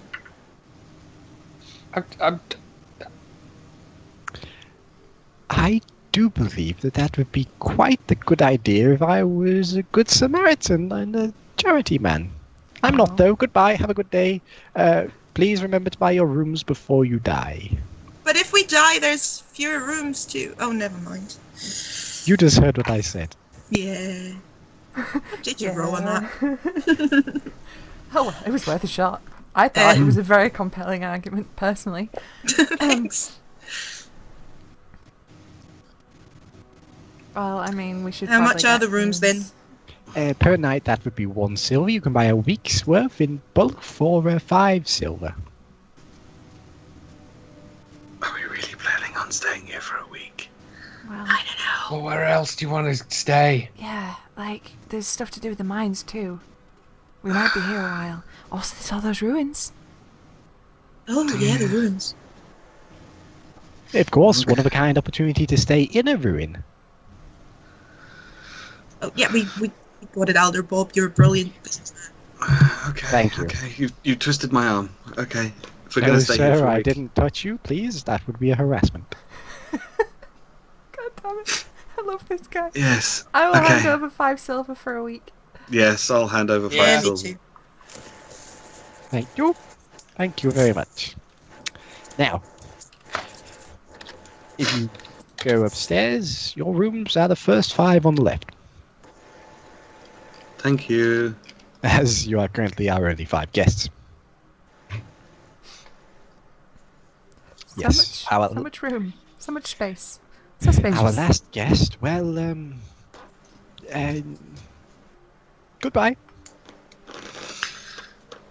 Why do I get the feeling that the last guest was your bread? Oh, no. The last No, I said guest that was quietly. very good hearing. Ah, Yes. The last guest actually was the one that was buried this morning. oh, Oh, joys! Oh, that's Yeah. not helping. Oh. Which room was he in?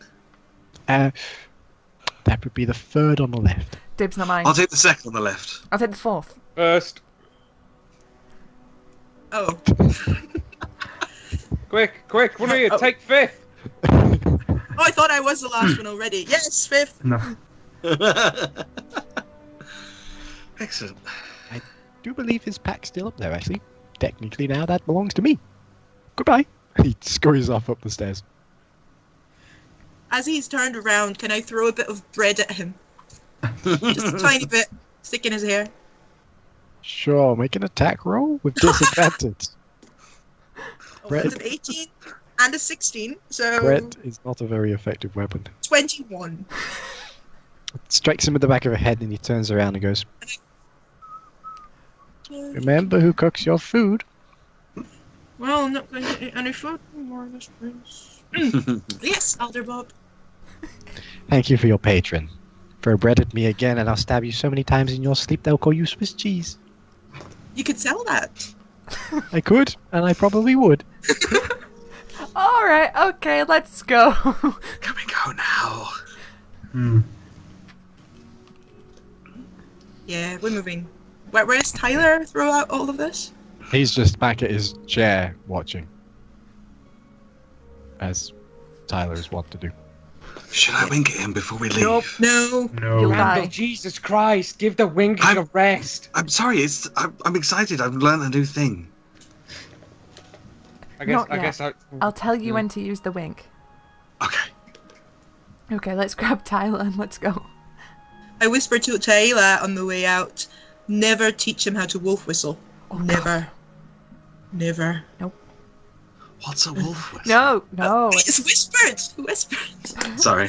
Sorry. I'm gonna walk along trying to go "Arr!" and go at the same time. It's not gonna work. As you walk outside, you see that most of the people that were there for the funeral have left. There are a couple of people here and there, and they seem in slightly higher spirits now. They're talking, but as you look into the towards the docks, you see that many of more boats have gone out, and it seems like the day has truly begun, though much later than usual for the people of Skiff. So, where would you like to go? Well, we need Tae'la to show us where the bear with the face of an owl is. Okay. Taylor's inside the inn. I said we grabbed him. He didn't seem to want to come. Ah, he fucking. I go in. Tae'la, we want to kill this bear. Like, you know, we've got daylight. We're burning daylight right now. We could go. We could kill it. We can back for dinner. What day is it today? I don't know. I What don't. day is it today? It's a funeral day, so you can sod off. Oh, for fuck's sake. Could you at least point us in the right direction? We could do some sightseeing, I guess. Yeah. He just points to the northwest, and he's like, that way. Why are we helping this guy again? I don't know. I was hoping to get something out of that. Because he can give us some information about things that we know nothing about. Yeah, about the mines. Why do we want to know about the mines in the first I place? don't know why we'd want to know about the mines. Look. But Arxan said that he wanted to go and kill the bear owl, so that's... I did!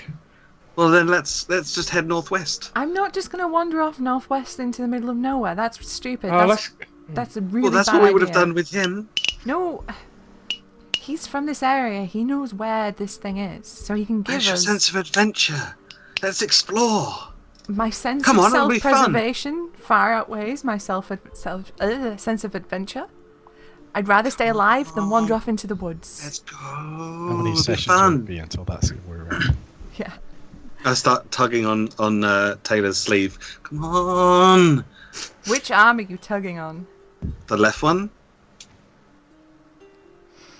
Okay. Is there a sleeve on the left one? As you grab that arm, I'm gonna punch you. Oh. Make an Okay. attack roll. Okay. What modifiers do I add to that? Strength and proficiency. Oh well, that's just a +2 then. That'd be 15 to hit. What's your AC? That does hit. Yeah, it's... You take 1 point of damage as Taylor socks you with her right fist. Right in the... Whoa. Where? In the jaw. Right into the jaw. You go, Don't. What did you do that for? Don't touch. At all? That No, happened. no. I mean, I'm a paladin. As a paladin, I can restore healing, but that requires touch. So no touch. Okay. In terms of healing, yes. In terms of pulling on my clothing, no.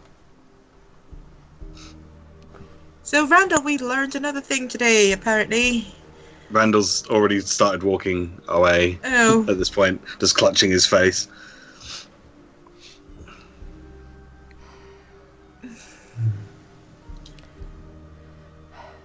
So, Jinx, Raven, and Punch. people punching each other in the face. That's how yes.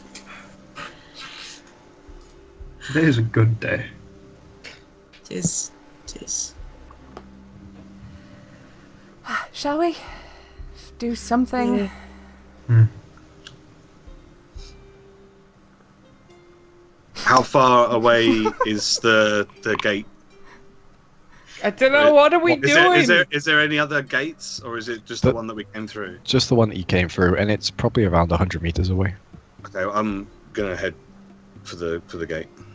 Okay, you just begin heading for the gate. Yep. Do we see that? He's going out of town. He looks like he's going What out is of he doing? I run after him.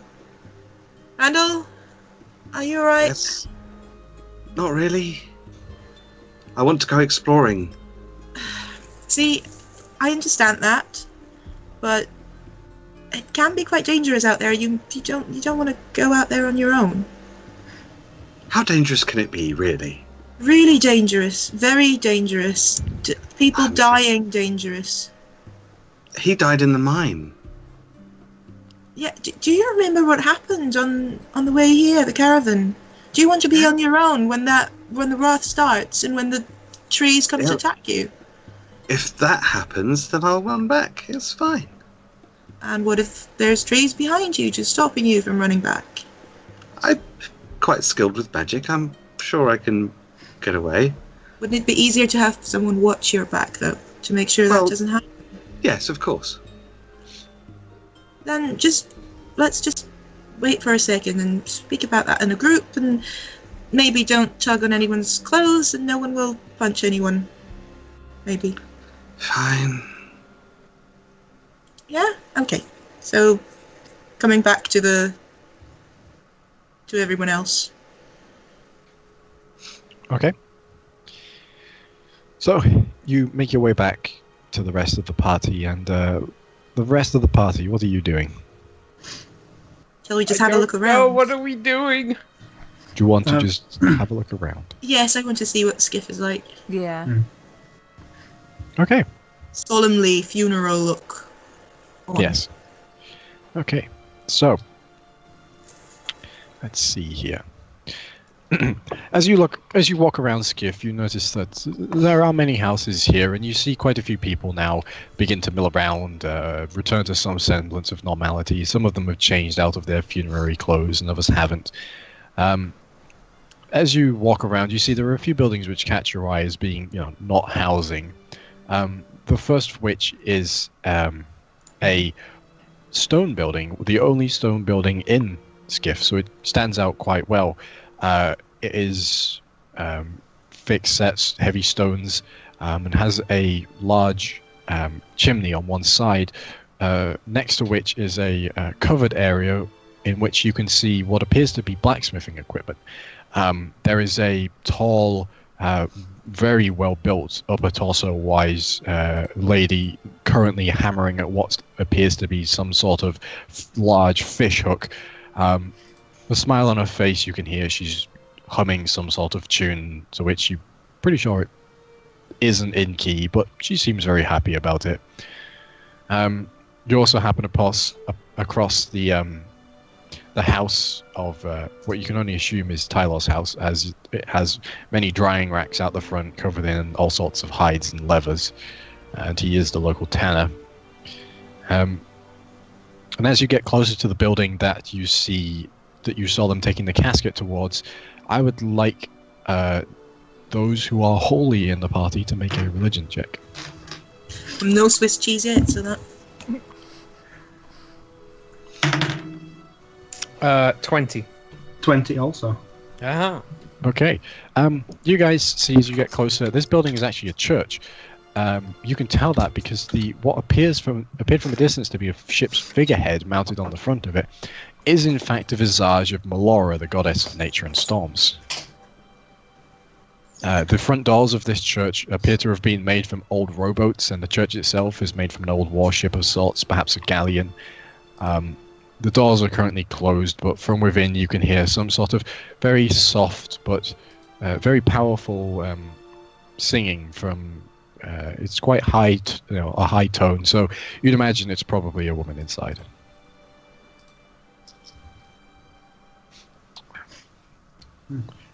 And the final building, of course, is the very large, tall, octagonal structure made from, as you get closer, is actually stone, but not stones, single block stone.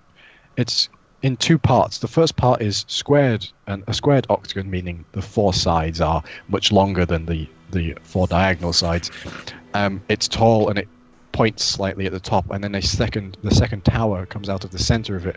Hanging from the second tower is the flag of the House of Cuprum, and as you get closer, you can see there is a plaque next to the door in copper, which has words etched onto it, which says "Arcanum Consul. Please make an appointment." Oh, this has the same. This bears the same flag as the Arcanum that I was from. If you want to know what the symbol of the College of Cuprum looks like, it's a Templar's cross, but the top of the cross is replaced with a hollow circle, like an O. To draw that out. So does it look a bit like an Ankh then? Kind of like an Ankh, yes. Kind of like an Ankh, but much shorter and rounder. Circular, yeah. Yes, yeah, but kind of like an Ankh, yes. That is the alchemical symbol for copper. Or cuprum, which is, the old term for copper. The flag is on a verdigris green background.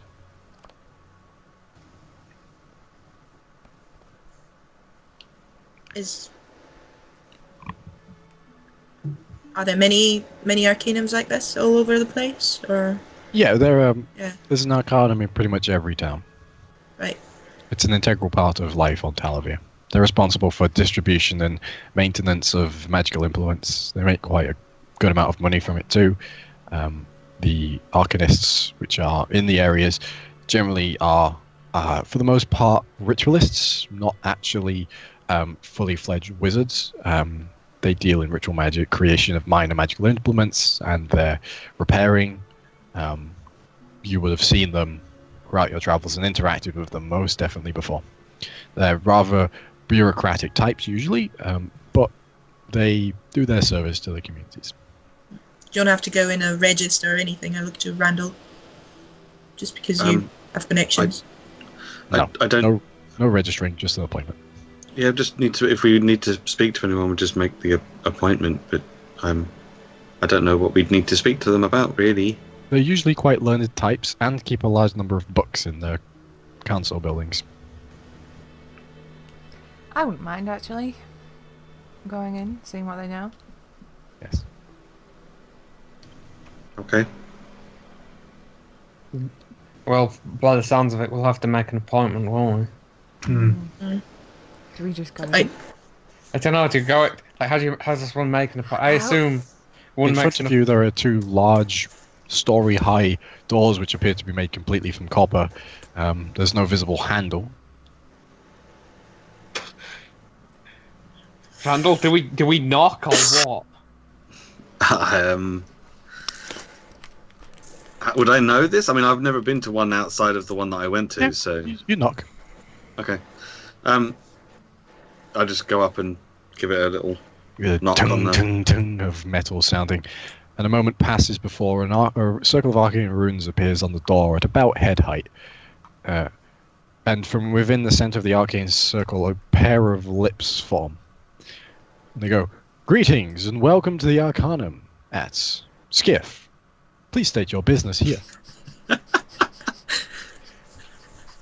I believe that we have to make an appointment to speak to somebody. The Arcanist currently has a free appointment in.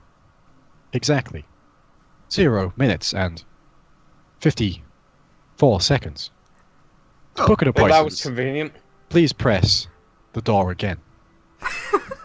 I'll push the To door. repeat this, please press the left door. I'll push the right door.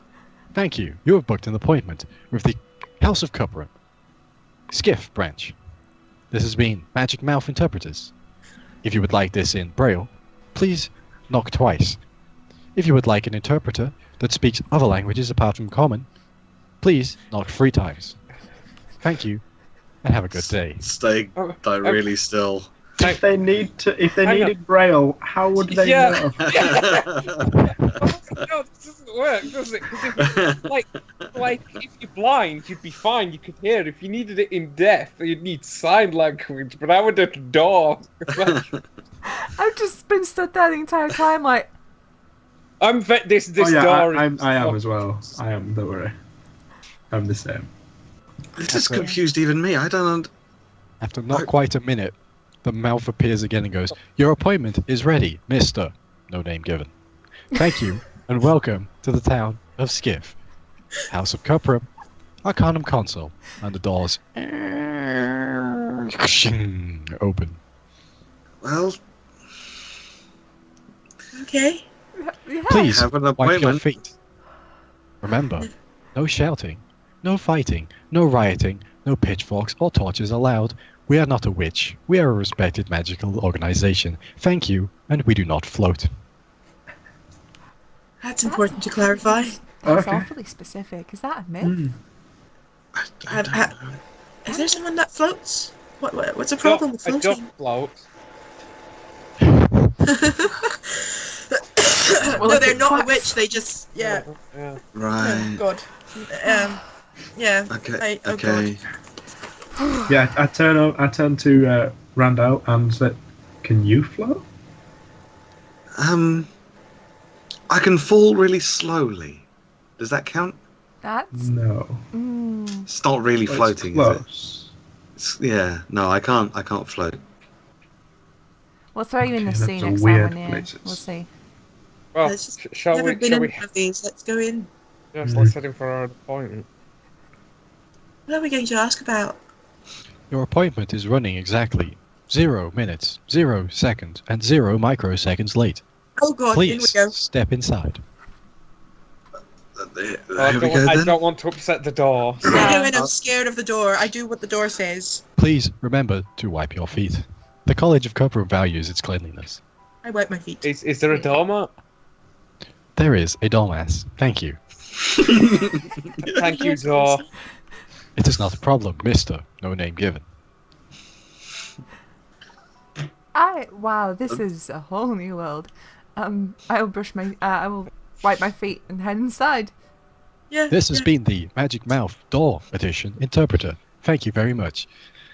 For Braille Edition, please knock twice. Okay, let's go. Yeah. Okay, door. I mean, It's repeating. Let's go. I'm very tempted for Braille. No, because if we need more things than the lobby in Braille, do any of us have Braille as a language? Because I don't. I didn't know it was an option. As you walk inside, the doors close behind you and candles light themselves with a pale green light inside as they float near the walls. Next to you, there is a stone slab just upright in the center of the room. And as you get close to it, a circle of runes appears and a mouth appears on it. Welcome to the House of Cuprum. Oh God, not again. Skiff branch. If you have problems with arcane matters, press 1. If your heatstone burnt you, press 2. If a golem is going on a rampage, press 3. If you need any other matters, press 4. If you are here to kill anyone within the House of Cuprum, please press 5. Not yet, Not but press keep 5. going like that. And Is Four? there a 4? Is there a 4? I think we'll press the wherever the is the. Yeah, is there a big giant Under- number pad, or underneath do I have to There is like, underneath there is a number pad made out of stone, like tablets. I'm gonna Push press Problem is, 4. The B. numbers are in Draconic. Oh, I can read that. I can read that too. Okay, I press 4 then. I'm like, do not press this one. 5. And, like, do not press this one. Press 4. Remember, all threats towards the College of Cuprum will be taken incredibly seriously. Please, No, What nobody did you just do? What did you threatened press? nobody. We pressed 4. We did not press 5. have you pressed 4? I pressed 4. You have chosen option 4. Any other matters? Please proceed to the top floor. The staircase is in front of you. You must take exactly 1 flight of stairs to reach the top floor. Thank you, Mr. No Name Given, and welcome to the House of Cuprum, Arcanum Council. I walk up the stairs. Everything talks. Giant rock. My name is Salt Scale, Mr. Arxan Salt Scale. Okay, like Name given, Arxan Salt Scale.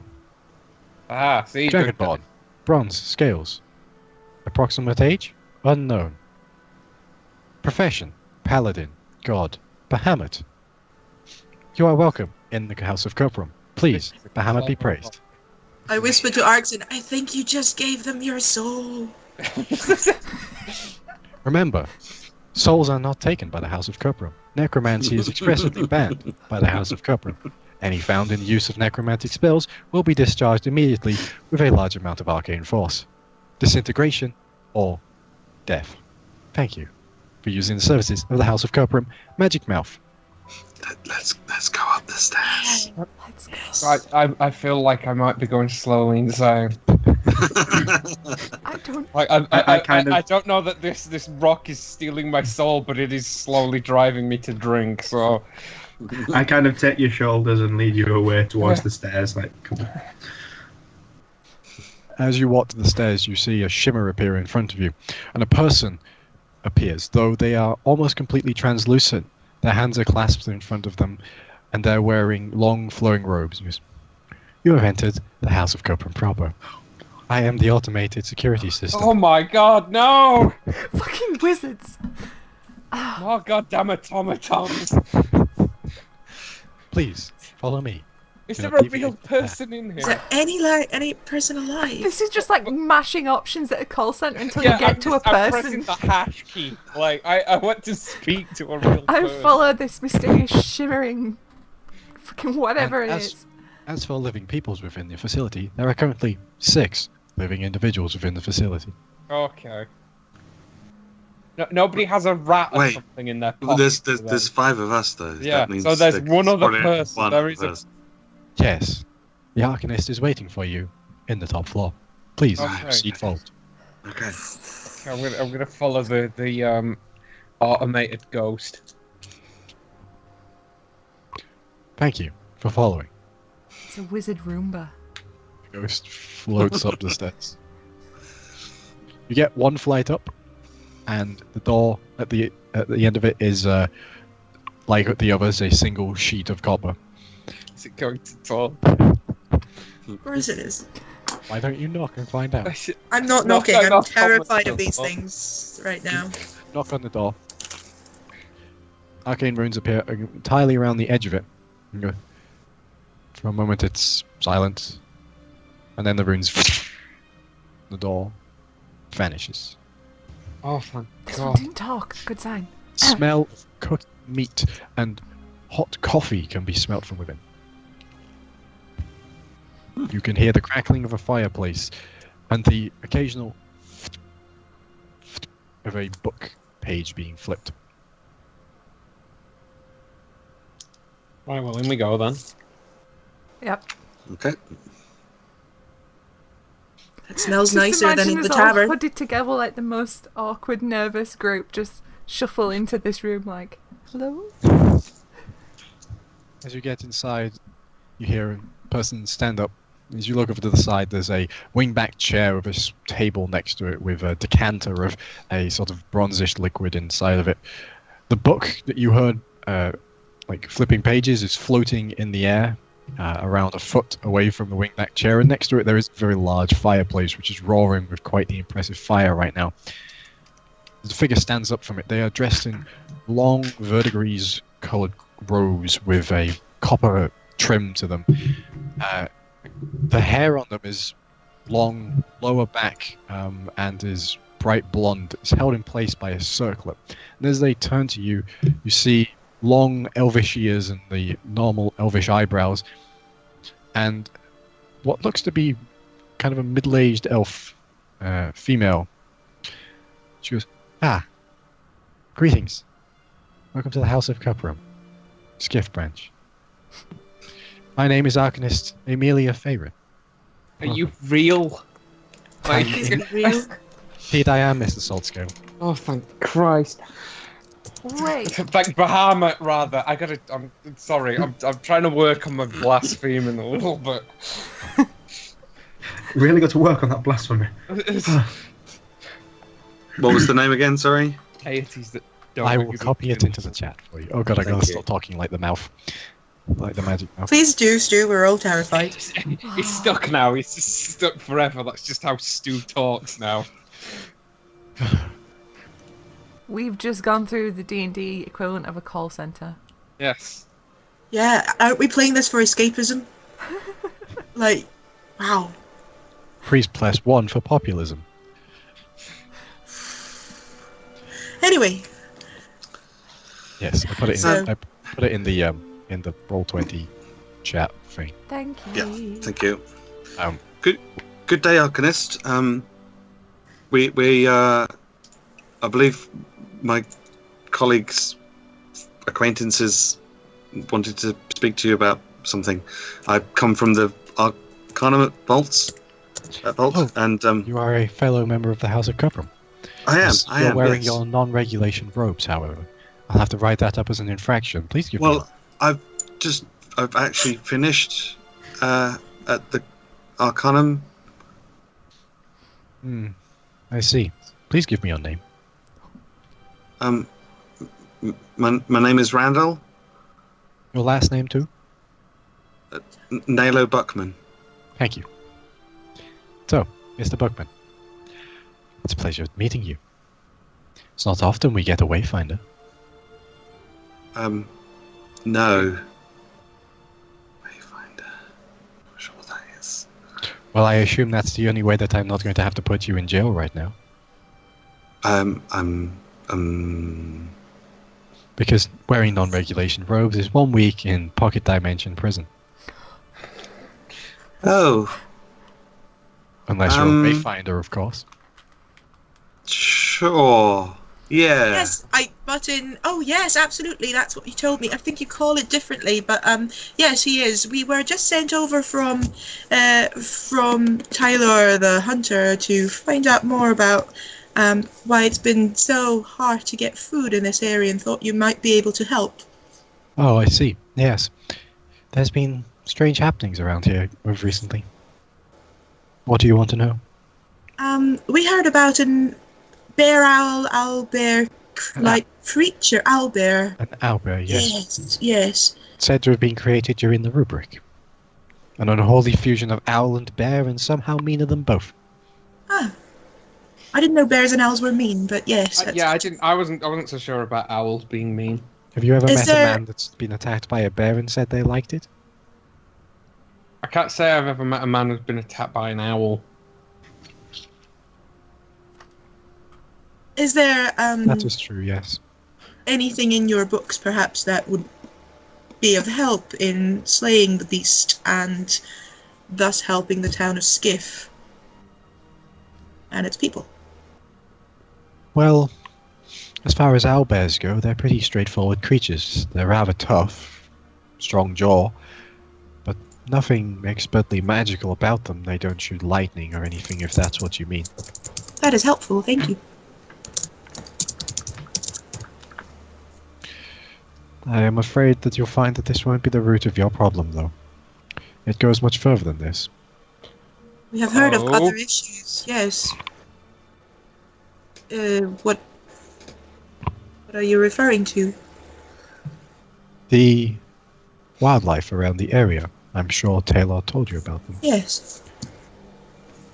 They are acting strangely. She looks over to the window, and you see along the windowsill there are 5 ravens staring into the room. Oh, come on. As you can see, they've taken quite an interest in me. We have had a similar incident in the tavern Do you think this could be magic related? Ravens are often known to be quite the nosy birds, but not to this degree. Something appears to be taking the natural ramifications of various different animals and twisting them and making them more dominant. Owlbears are normally incredibly angry creatures. This owlbear was so angry it woke up from its slumber and attacked the nearest living creature, which just so happened to be Tae'la.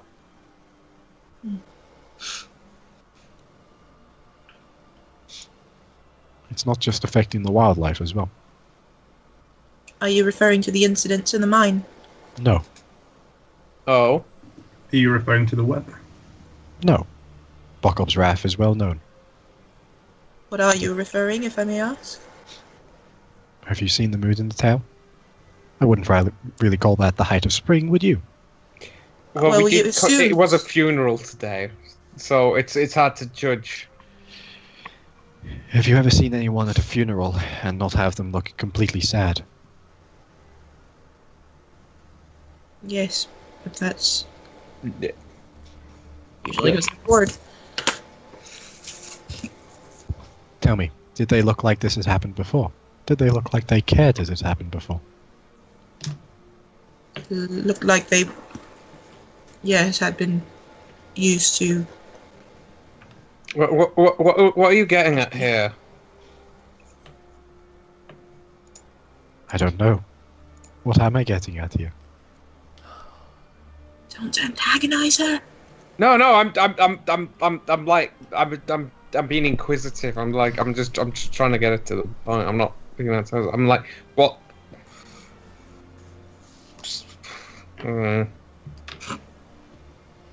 Sorry.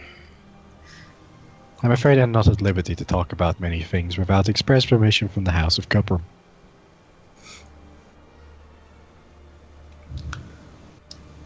If you'll excuse me asking, what are you doing to help the people of Skiff?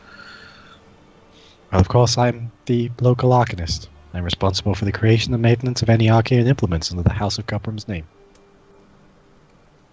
I'm also responsible for distribution and bookkeeping. I see.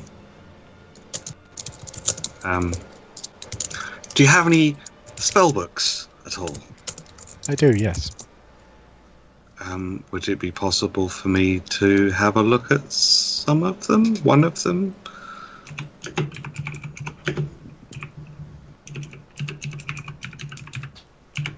Mr. Bookman,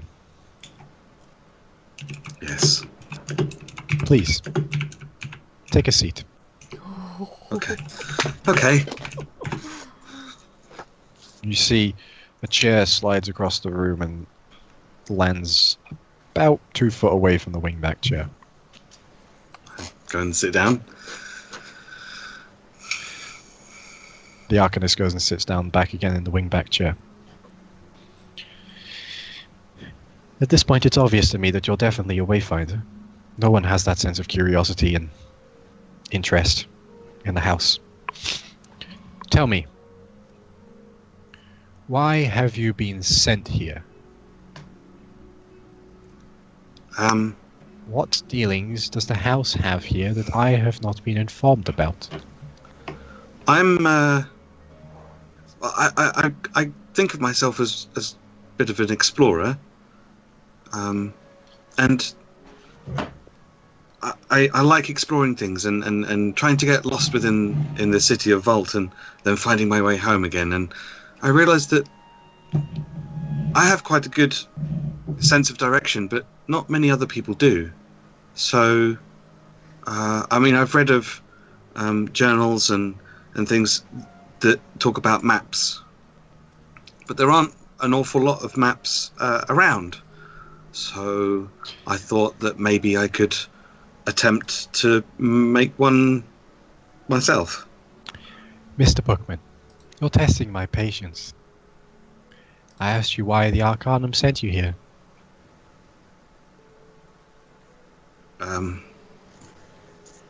To explore the area, to help put a map together. Mr. Bookman, I don't appreciate lying. Okay, they didn't send me. I came here of my own choice. Mr. Bookman, are you insinuating that you have gone rogue? No, I'm wizard. If anything, I've gone wizard. I'm not. That's it. We're done. It's been fun, guys. Guys, we're done.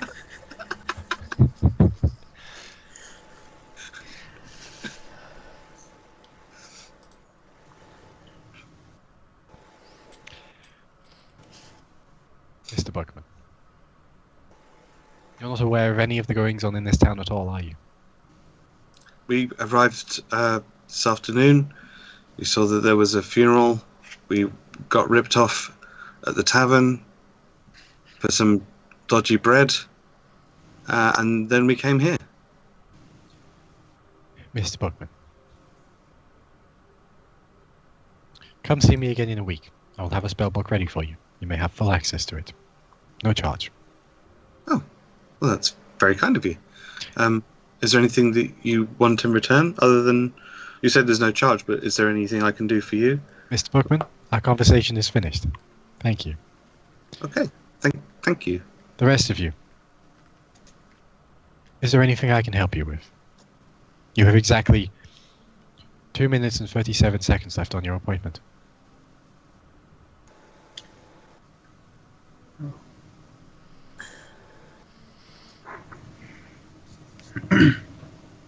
Well, the questions I have are not going to be over in 2 minutes and 30 seconds, so... You can extend your appointment. Please just tell me. That's not going to cost me anything, is it? No.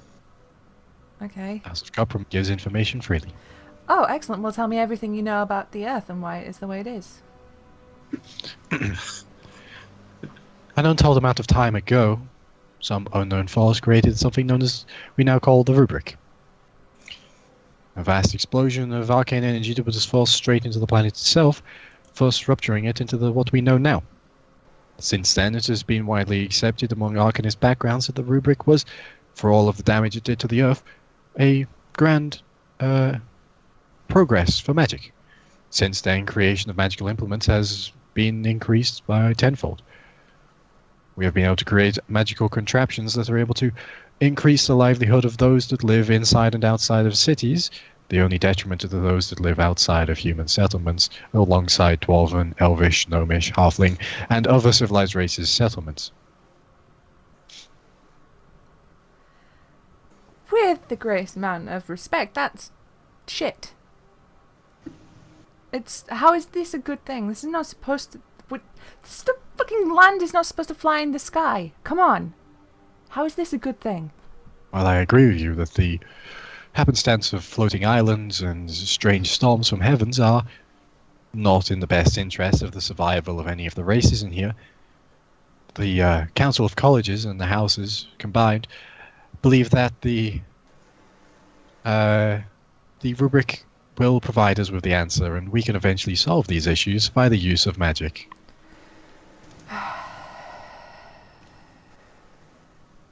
I go over to Arxan and whisper to him. Did she just say a bad word? Which word are you talking about? Well, I'm not sure I should say it. No, go ahead. Did she say shit? She did, yes. That's a bad word. Mr. Buckman. Yes, sorry. Please, could you refrain from interrupting our conversation? Yes, of course. Sorry, I'm very sorry. Yes.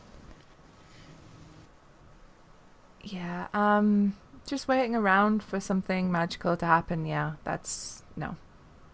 I assure you that we are not working. We're not waiting around. Every single Arcanum is working together with each other. The top Arcanists in the world are focusing on the creation of a solution to the rubric.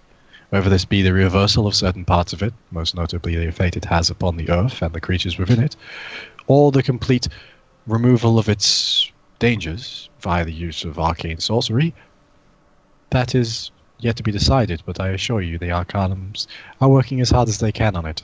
The College of Cuprum itself is responsible for the entire area known as Irion. Okay. I assure you, you're in good hands. Oh, I'm sure I am. Thank you.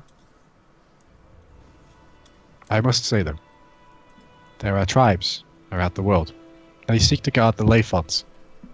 Yes. Oh, really? They see them as sacred, as points of contention for the world. As such, we have not been able to find any useful information from them, as they will not let us close.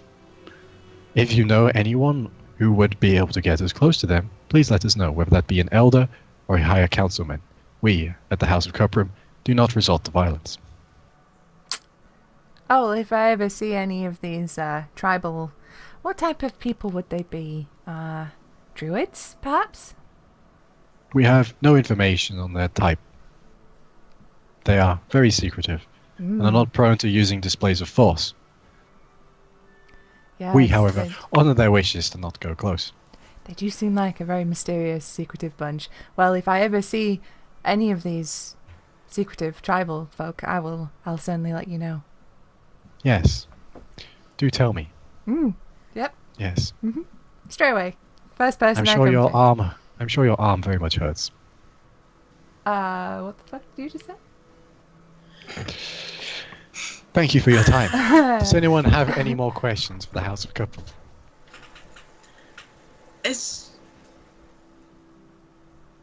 No. No, I'm good, I think. I'm trying to stand between Tae'la and Amelia without touching Tae'la. Just maybe go out again. Well, it's been lovely talking to you. I'm going to go now. Goodbye. And I Thank you leave. for your time at the House of Cuprum. Please, I'll show you out.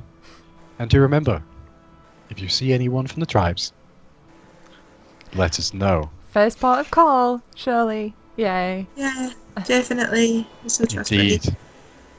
And Tae'la, I turn around.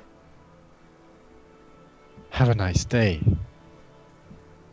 You too. And with that, the air rushes around your ears and you find yourselves on the bottom floor. Thank you for visiting the House of Cuprum. This has been Let's leave, please. the Magical Mouth Interpreter System. Yeah. I That's leave. the best idea you've had. I over there. stand outside, I turn face the tower, and I just say, "Get fucked." You know, Tae'la, I'm sensing some unresolved tension here. It's a lot of profanity. Yeah.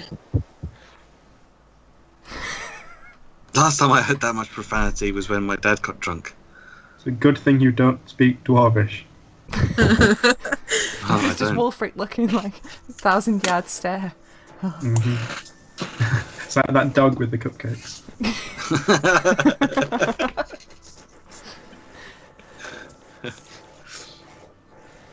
As you leave the Arcanum, the doors close behind you.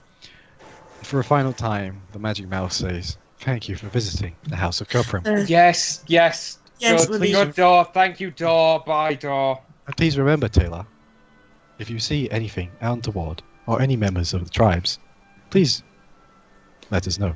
Particularly the Ban of Allah." Oh, I'm gonna just walk away.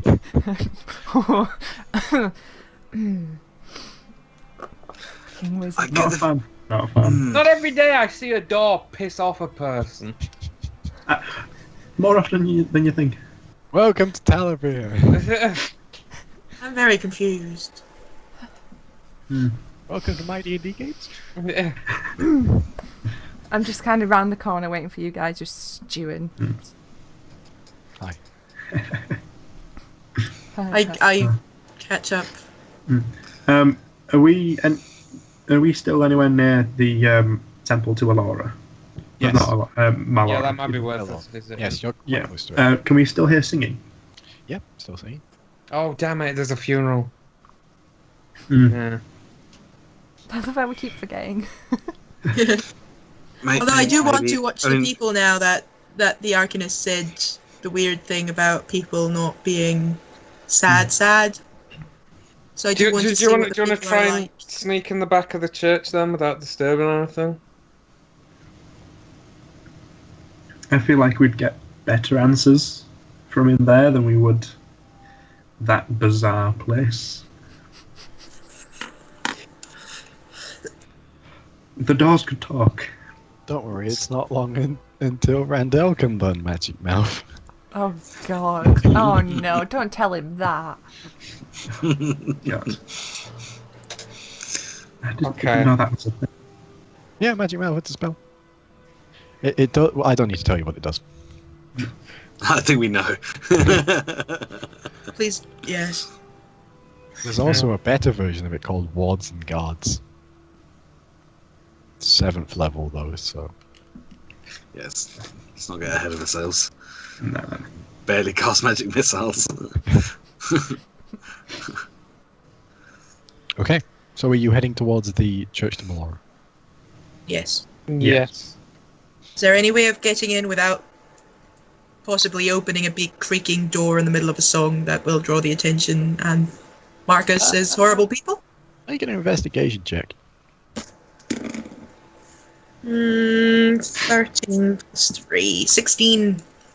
You look around. You walk around and you're checking all of the doors, and there's only the front doors in, and they're probably going to creak. Should we wait outside?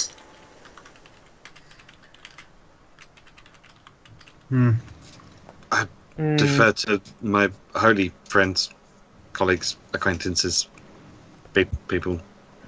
Yeah, maybe gate crashing a funeral's not a Isn't the great best way to idea. go. No. Yeah. We've paid for a week at the Yeah. at the tavern. I mean, we can always come back tomorrow, Yeah, provided that's there's true. not another funeral. Also, have we rested at all since the fight this morning? No. Right. Might be a good idea to actually Yes, some yes. semblance of rest. Wait for the funeral to be over. At this point in time, it's about 6 p.m. and the sun is starting to go down. Bed it is then. Get an early night. 6 Yeah. p.m. Yes, 6 it's been p.m. about 5 hours since you arrived. Right. But we did kind of start the adventure sort of like just before the sun rose. So Yes, it has been quite a while. Yeah, we could rest up.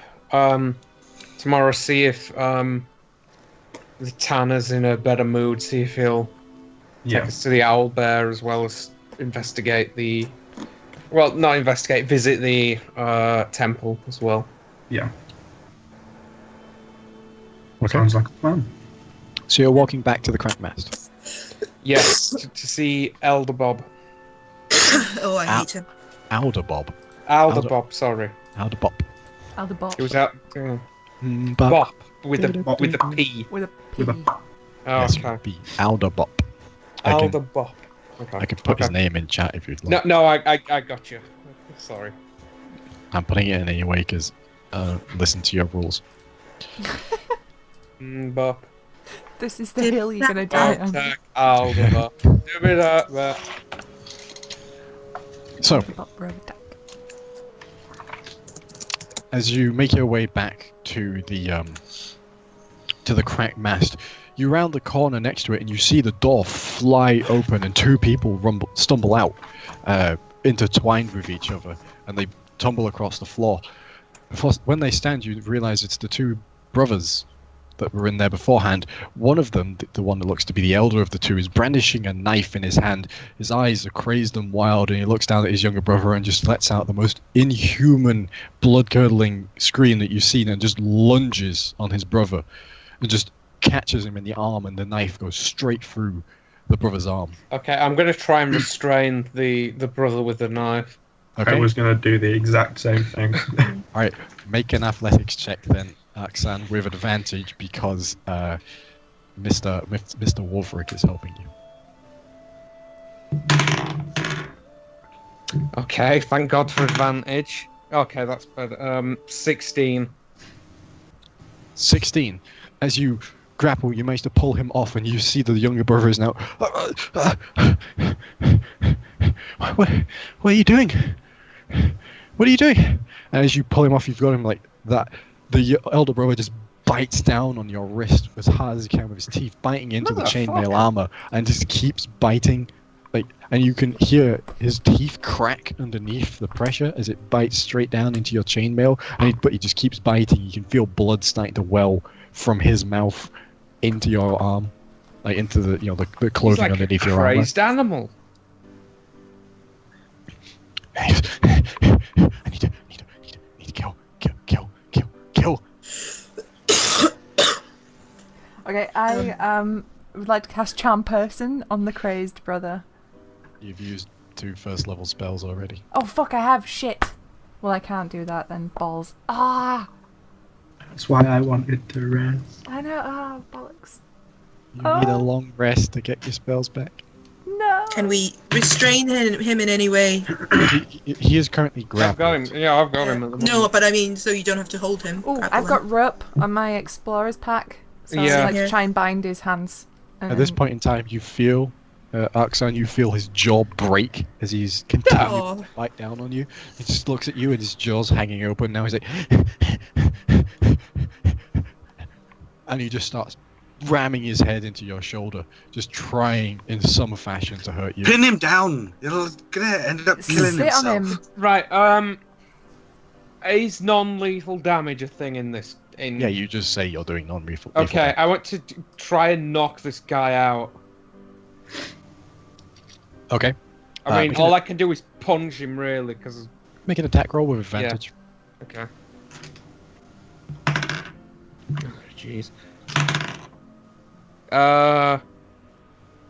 I'm not proficient with unarmed strikes, am I? So that's just 14. I rolled a 10. Okay. So 14, I guess. Yeah, that's fine. This guy is... I mean, he's not armored, is he?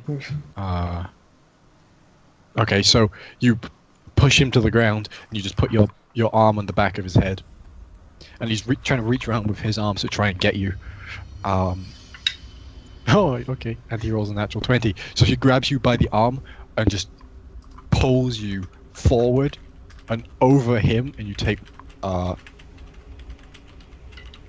3 points of damage from your head slamming into the ground in front of you. And he is instantly up and on his brother once again with the knife. Oh. I want to grapple him though. I want to go for him this time. But before he does that, he does get a strike on his brother. And misses. His brother moves to the side. He's like, "What are you doing? What are you doing, Galstrike? Please, no. What Can are you I doing?" cast detect magic on him? Sure. Okay, then I will do that. So if I sense magic, there should be a faint aura of any visible creature or object in the area that bears magic, and I learn at School of Magic if there is one. There's a faint aura of magic around Tae'la, but that's it. Oh. Can I help the Okay. younger brother up and get him away? Yeah. Currently, are you trying to restrain him again? Yep. Wulfric. Okay, you make your athletics roll. That's a natural 20. Oh! Okay, I don't need to roll then, unless I roll a natural. I don't. I rolled a 5. So you manage to restrain him once again, and you, Niss, are pulling the younger brother away, and he's just straight away. He is at you like Wulfric, just slamming his head into you, over and over and over and over again, just in some attempt. He's reaching with his hands down to try and grab the knife. The younger brother? No, the older brother. Oh, okay. Is I there any kind way of pull I him can... away from the knife. Like, I move him away from wherever he was. Okay. Like, kind of carry him with me. Is there any way I can bind him so he can't, like, his arms to his side with the rope? He's thrashing very heavily. It'd be hard, but you could bind him. Okay, I'm gonna sock him in the face again. Okay. Roll for attack. With advantage or without advantage? With advantage. Okay. Oh, that wasn't much better. 13. 13. You slam your fist into his face once again, and this time you feel like his nose just breaks under the pressure as he's just been slamming it into someone's face, like into someone's arm, over and over again. And now he goes, and just jams the spike of bone that used to be near his nose into your arm, Wulfric, and gets a natural 20. Fuck. Ooh. Okay. You take 11 points of damage. What? That's me down Oh, Whoa! by a nose. And just the spike of bone that was this guy's left cheek has just jammed into your arm, and you instantly just feel as it catches a major nerve and just blacks you out as you fall backwards. The elder brother just launches himself on top of the younger brother and just with his head just... Is it possible to do non-lethal damage with spells? Yes. Can I do non-lethal damage with a greatsword? Yes, you can. Can I use... Excellent. But can I before use- that happens, you see the elder brother slams into the younger brother. Straight into his head, you hear the sickening sound of an eyeball popping. And then you hear a crunch of bone meeting bone. And then both the brothers are silent. I'm running over to Wulfric to try and stop him from dying.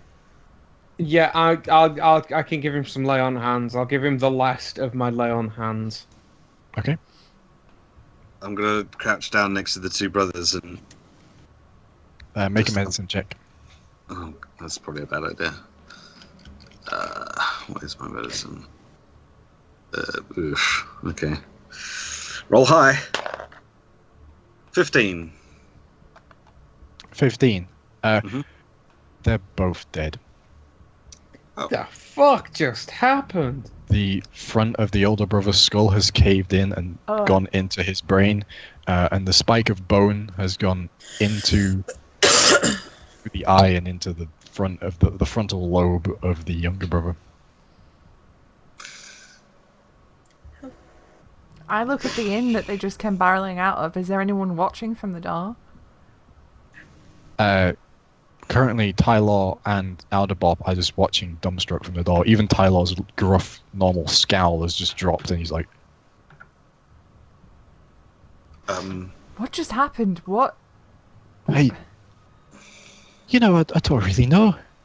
I've been serving the brothers since they were wee lads. They've always been the best of friends.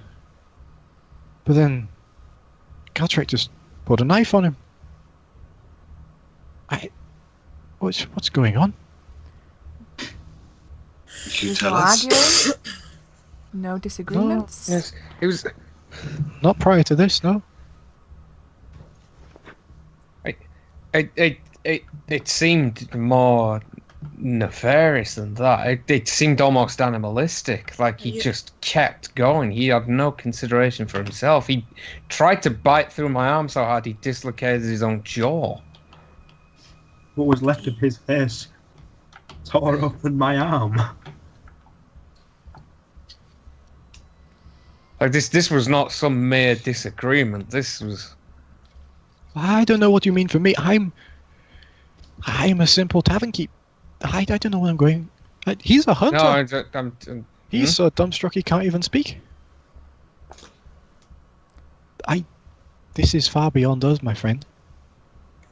But, tell you what. Find out what's causing this. 3 rooms for life. You got some sort of constabulary? We I have think we best report those. we have the local guard. Yeah. Probably best report it to them. Mm. Yeah, their guardhouse is just near the gate. They should be still there now. I run over to the guardhouse. You run over there. The door is slightly ajar when you get there. I knock anyway. You knock, and as you knock, the door just opens. As you go inside, you see one of the guards is laid on the floor, their blood everywhere, a spear What the protruding fuck? through the center of their chest. The other I- guard is laid up against the opposite wall, a knife by their side, their own throat slit. Oh, fucking hell. I run back. They're not going to be of much help. They just either killed each other or one killed the other guy and slit his own throat. I don't know, but it's a bloodbath. It's... Beartat's arcane companion is missing. Sorry, what? The big giant golem. the golem is missing. Oh, God. Well, Shit. Hmm. Any other authorities in this place? The only other authority is the elder, but he's been sick for 3 months. The elder. Wait, 3 months. Around about that, maybe 2.5. Huh. Funny that. His mind has started to go. It's broken, fragmented. He can not remember things. Says he has dreams of grey-skinned individuals burning down the town. Grey-skinned take a individual. look at the brother. Is he particularly pale? No, he looked like ruddy-faced, hard-working, salt sprayed fisherman. 3 months. What else has been going wrong in these 3 months? Mine, the bear, owlbear. The wildlife, foraging, plant life. Fuck is going on in this place? I got toothache. Oh, that's You never know. horrible, isn't it? It could be linked. Write that down. Write that down. We'll get this down. I had toothache once. It was really awful. Couldn't chew properly on one side of my face. It's horrible. Adult priorities. You say that as I pull a tooth out of my arm. Yeah. Yeah, they do it.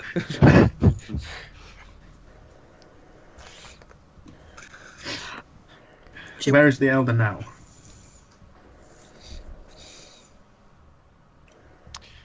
He'll be in his house. It's the log cabin by the coast. It was built there by his forefathers. Do the brothers have cares for it? family? What? Sorry, what's that? I just wanted to see if the brothers have family here. Oh no, their mother and father passed away around 2 years ago now. Oh. Oh, good. I thought you were going to say 3 months ago. No, 2.5 years. The father died out to sea, boat crash. Mother killed herself and went later. Wow, jeez. Hey, Oh, this is a happy place. bunch of happy campers. They'd been married for 57 years. The place represents the bread. Okay. Okay. Don't. Wait. No. We don't make the humans into bread. That's Good. terrifying. It's Animals. The fish Mhm. bones. It's fish Fish- bones. It's fish bones. Yeah, As a I'm sure. respectable businessman. Who cares for the elder now? Nobody really. Well, if he's ill and if he's a man of importance, surely someone should be looking after him. There's nothing we could do. The sister, she went to see him and said his illness is beyond what she could do, and that there was nothing we could help with. We just had to leave him be. He would be. She said he would be prone to violent outbursts as he forgot who we were and was worried we would be intruders in his own home. Who are the sister? Which his sister? No, the sisters. the priestess of Melora. Okay. Yes. What was her name? Sorry, I'm not the most religious type. And at this point, Tae'la speaks up for the first time. He goes, Ellerid. Her name's Ellerid. She's young and 17, I think. I don't think she's got her in her to be that cruel to not tell us what's really wrong with the elder. Have you known her for long? Has she been in for long? Yeah. She was born here. Became a priestess at 7 years old. Happy Always- childhood then. Born at sea. Fishing parents, both of them. Mother was always the best influence on her. She could never get out of the water, could the sister, when she was younger.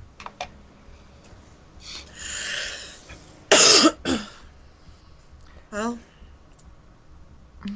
Well, for tonight at least, I'd recommend can I? staying away from other people, barricading yourself in your room, shutting all the windows and doors. Maybe. Can I Should we go back to the guards? Because I didn't check the room. I mean, what if there's someone out there still? It's worth having a look. I want to go back. Yeah, we want to go back, I assume, to the guardhouse and have a closer look at that mess. There's Okay. blood, by the way. Lots of it. Just, the puking. Oh. Okay. Who's going to the guardhouse? Me. Okay. So as you walk towards the guardhouse, once again you see that there is blood everywhere. The major arteries in the second guard's neck were severed quite deeply. The blade was serrated as to cause the most pain and matches the blade held in the guard's hand. The spray of blood was so strong that it has actually hit the ceiling. If you'd like to look around further, you can make an investigation check. Cool. I want to, yeah. Yeah.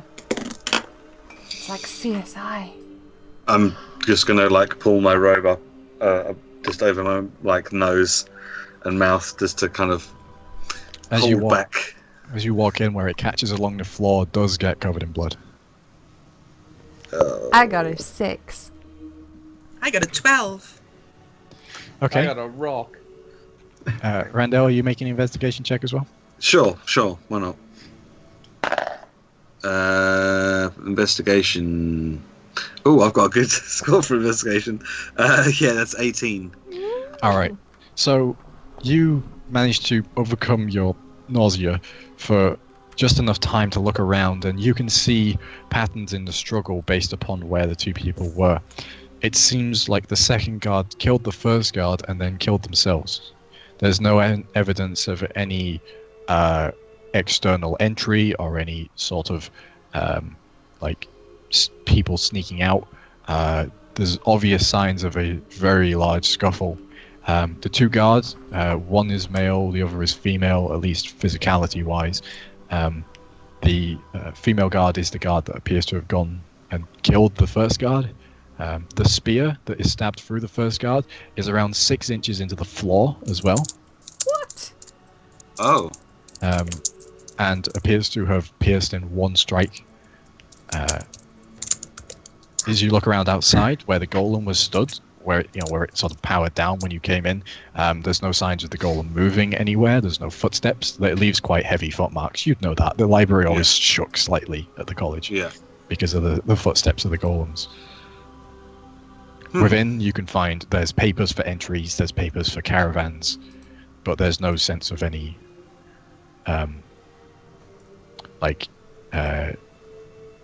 any untoward fetishes or motifs or runes or anything like that you can find. Do the papers and stuff, do they look like they've been meddled with at all in any way? Nope, they're all neat and tidy in their appropriate drawers, apart from the ones that have been knocked about by the scuffle. Right. I don't see any footprints or anything leading away other than There are no other than footprints. Niss's. There are no footprints leading out of the guardhouse apart from the ones which match the same shoes that Niss is wearing. And they are, of course, covered in blood. So, do you think this is another case of what we just witnessed? It must be. Look at the strength with which she killed that guy. Something's messing with their minds. I'm worried about where this golem is. I didn't detect any magic coming from them when the brothers were fighting. I don't know what it could be.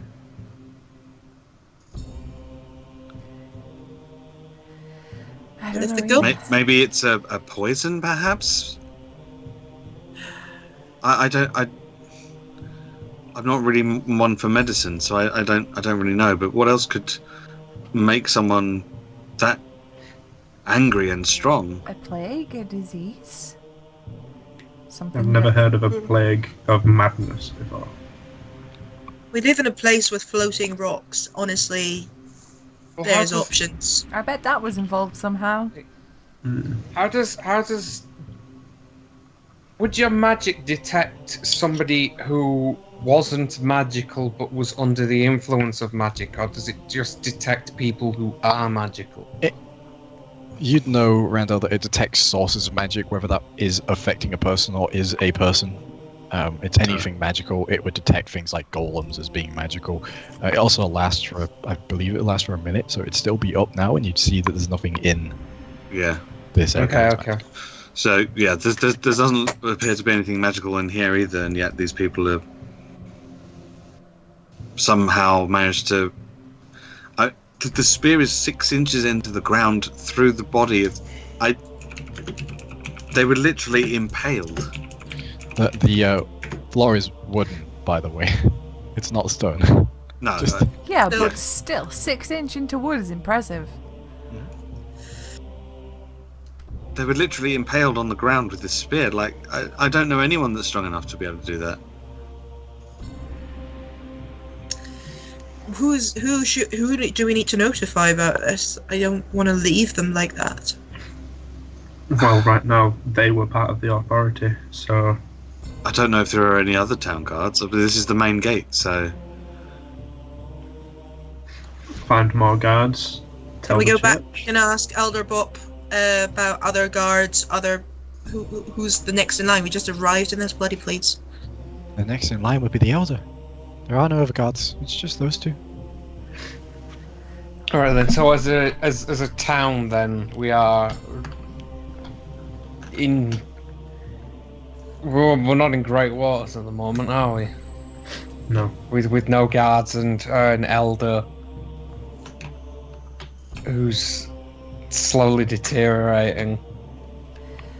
Should we try and Go should on. we try and get to that elder's place at this point, with possibly more raging maniacs in the street? That's what I'm worried about. This is two separate random people that have been attacked by this fit of madness. Yeah. should we go and speak to the priestess first? I think so, because once the guard are down, the next authority would be of a higher power. And if she's only 17, she probably won't be able to handle with an entire town of panic. And she might have more answers. It's closer. And she's seen the condition that the Elder is already in. Indeed. Yeah. Okay. I'm drawing my scimitar though on the way just in case. Yep. I've got my shield and my scimitar. I'm just like, no. The shield's out, but there's no weapons out for me. Okay. So you're making your way to the church. Mm-hmm. As you get there, you can still hear the same familiar singing from inside. She's been singing for a very long time. Yeah, I don't like this all of a sudden. I'm not. Mm-mm. No way you can hold a note for that long. Well, you two are the holy people. I need to AFK for like 1 second. Maybe you should lead the way. Yeah, hang on a second. Like, how long does a funeral normally last? How long would be reasonable for a funeral to last? Like, Not this long. yeah, no. Like, I'm just checking that there isn't like some sort of thing that I would know about that says, oh, a funeral's an entire day thing in Talevyrr, you know.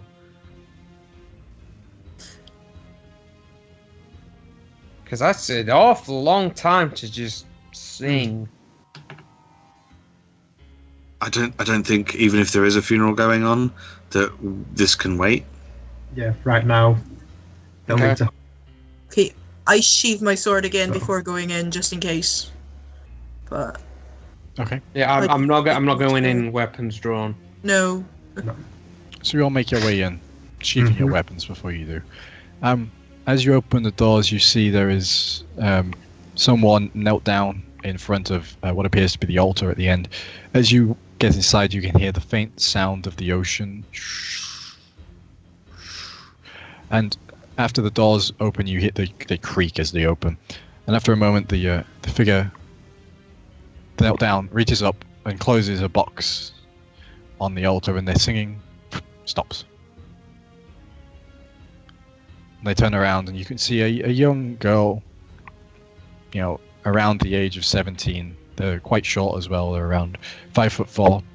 They're wearing sort of a short robe that is in oceanic colors, blues of varying different shades, and has shin guards and pauldrons actually made from what appears to be driftwood, and a coronet of coral as their on their head.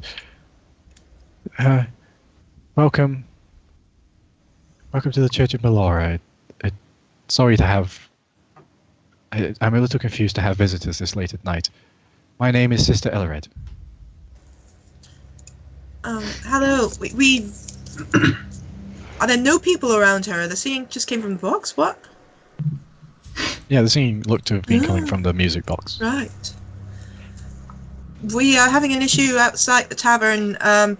People have been frenzied, struck with madness. There have been deaths, murders. The guards are involved. We need some form of authority. Oh. Have you been to the guards?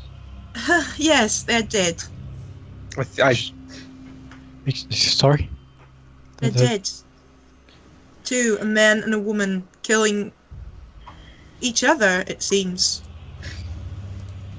There's some brothers in the middle of the street after a tavern brawl. The brothers? Hmm. Did they give any names? I don't think so. I Get didn't their catch. names. We know that we know about their family. They don't have parents. Seafaring. The father died at sea. The mother killed herself. Does that ring a bell? The Feldhaar brothers. My childhood friends. So sorry. I'm really sorry to be the bearer of such horrible news, but we just arrived in town. We really don't know how to deal with this. Neither do I.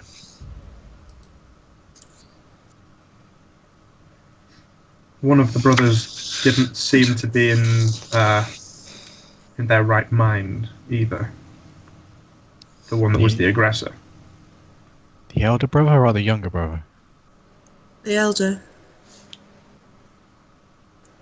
Cartrek was always such a gentle soul. He went fishing and he'd throw them all back because he didn't want to hurt them after he found out they were living creatures. He was never one for violence.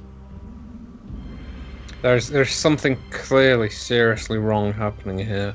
Because it's not just the brothers, it's the guards as well. The guards appear to have killed one another and then themselves. So something untoward is happening here. I'm afraid I can't help you. Do you know of anyone who can? Well, The Arcanist, perhaps? She's the only one around here with any real power. I can cast simple healing magic, but beyond that I am... Can I insight check? Yeah, definitely. Sure. Okay. 21. Holy shit. She's really shocked right now. She's trying to keep up a mask of stoicism, though it seems to be fading every now and again. But she's very, shook by this event, and she's reacting the way that a very disciplined, but still 17-year-old person would act when being told that 4 people had just been killed. Okay. I walk up to her and try and maybe comfort her in a certain sense. I know this is a hard time. I know this comes as a shock to you, but has anything like this happened before? We've had the odd murder over the years. Nothing like this, though, no. There's been so much death around here in these past few months. Let me guess. 3 months. 3 months. Around about that, yes. Why? Seems to be a Well, Small pattern. pattern Yeah. forming. Yeah. I'm Has surprised anything no one's happened picked 3 up on months this ago? already. Did anyone new come to town 3 months ago? No. Everyone Anyone here coming- knows everyone. Everyone coming through town, perhaps? Plenty of people come and go, but no one untoward. Why? No, sorry.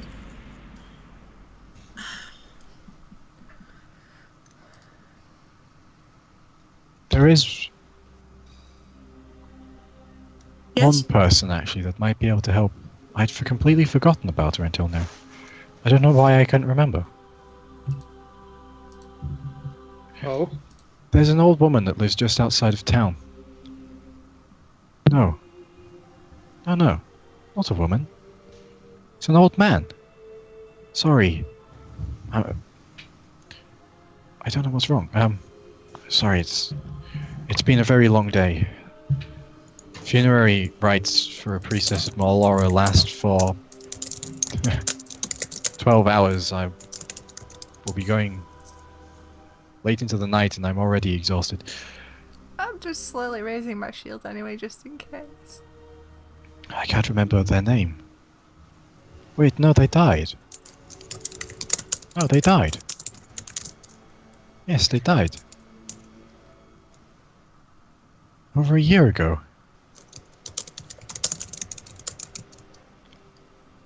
Okay, I'm very confused now. Literally getting goosebumps right now. Hello, Red. Does she look like she's What can you recall about this losing her person? shit? They were very old. They'd been around since I was born. They were... I suppose you'd call them the town crazy. To give them a rude name.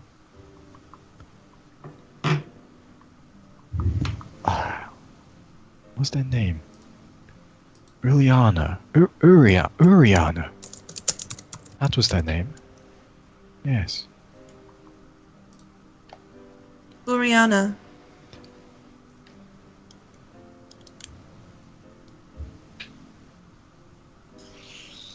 No. Uriana. No. Uriana was the elder's wife. There's never been anyone out of the village. Okay, this is not helping at all. I'm calling it now. She's gonna fucking latch onto someone's face in a minute.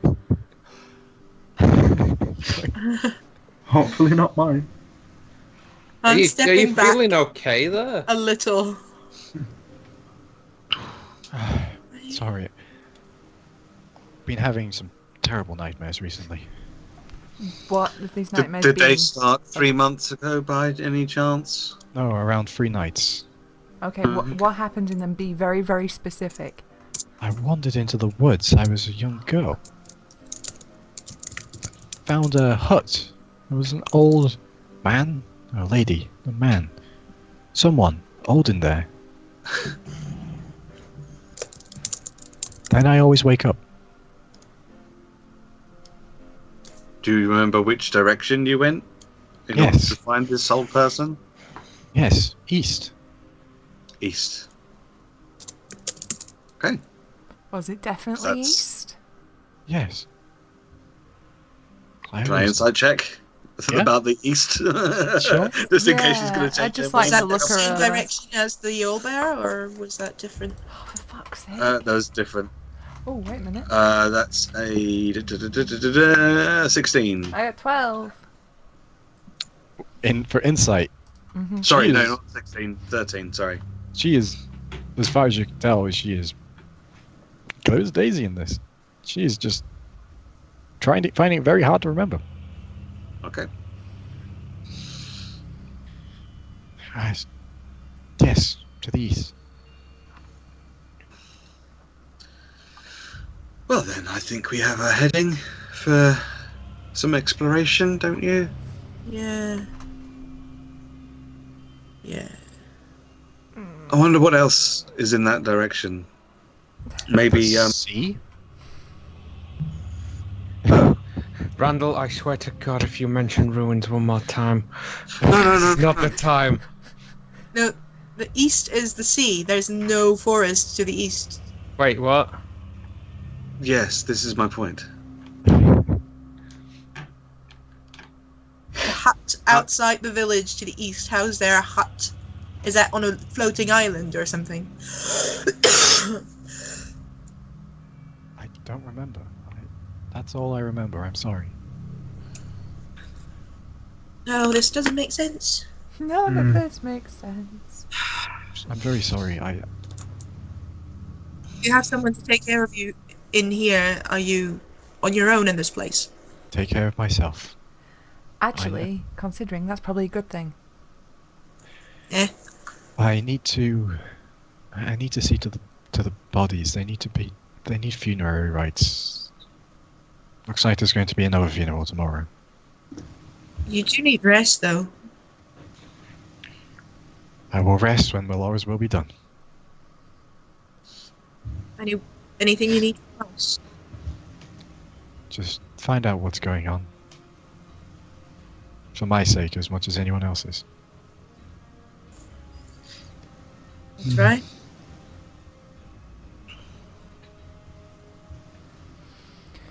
In this dream, when you head east to the woods, you sure it was definitely this village that you started from? Yes, it was this town.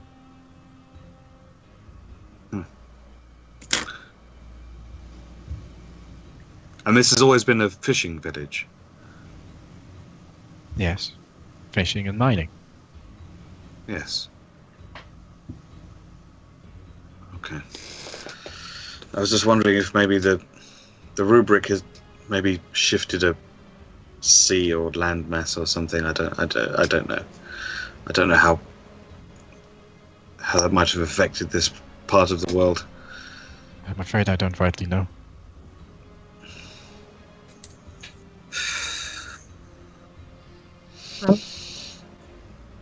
Well, it's probably not a good idea to head out of the town at this time of night anyway, if it's as dangerous as people say. Well, But at the same time, I don't really want to stay in the town. I mean, if we have barricade paid- our rooms, we should be We fine have for the paid, night. yes, we have paid for lodging. What else do you want to do at this point? There's I don't know What about- that we can. the elder. The elder will be Alright, sleeping at you- this time of night. I know, but you. He's... Elder Bob mentioned that he's not well. Yes. A few months ago he would have lucid points, but at this point in his illness, he's gone. I believe the physicians, they call it senile? Or, the word I don't remember. We had a doctor came through about a month ago. Said it was dementia?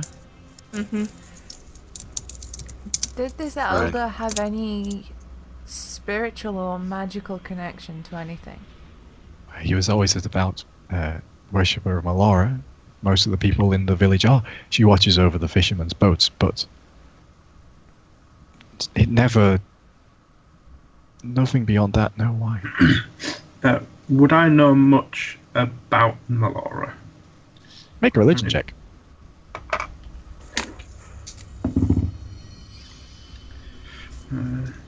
That's a 20. A 20. Yeah, Melora is the goddess of nature and the sea. She looks after crops. She looks after fishermen. She looks after sailors. She also is the god of the storms. She can be very angry at times, known to strike down those on a whim, just because she wants to give them a test. Usually by striking ships with lightnings and throwing them into crazy storms. She's revered by a lot of druidic circles throughout the land as well. Generally just the god of everything natural in many ways. But she's not really the kind to make people kill each other. No. A god of deserved anger. Hmm. And Are there any gods or deities that this could be? I'm not one of religion, so I don't really know much about that kind of Alright. thing. But maybe there is something like that is influencing these people. there are gods that are evil. Quite a Maybe few that of them. could be a thing. I don't know. I mean, unless there's some kind of, as I mentioned earlier, maybe some kind of poison. But if they seem to be okay, like the two brothers, it's unlikely that they would have been hit with a poison or consumed poison without the other noticing or without someone else noticing. So it would.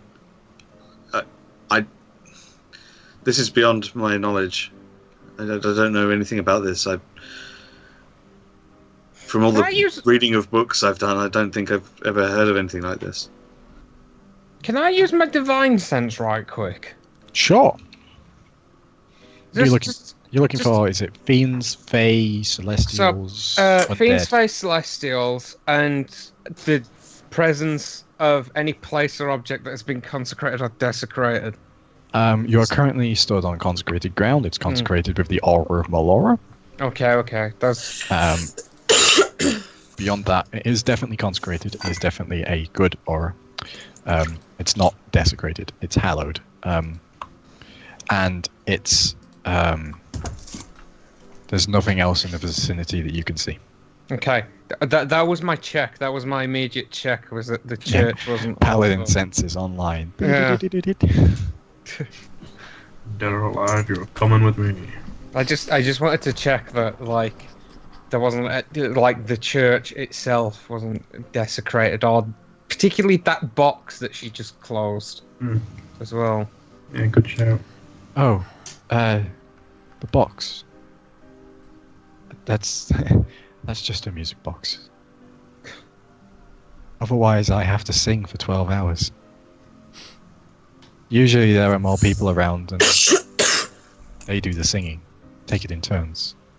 It's just me here, so I have to make do with magical implements. Okay, just checking because it was a little creepy that singing had been happening for 12 hours. It just set me a little bit off. Sorry. All right, there's not much we can do tonight.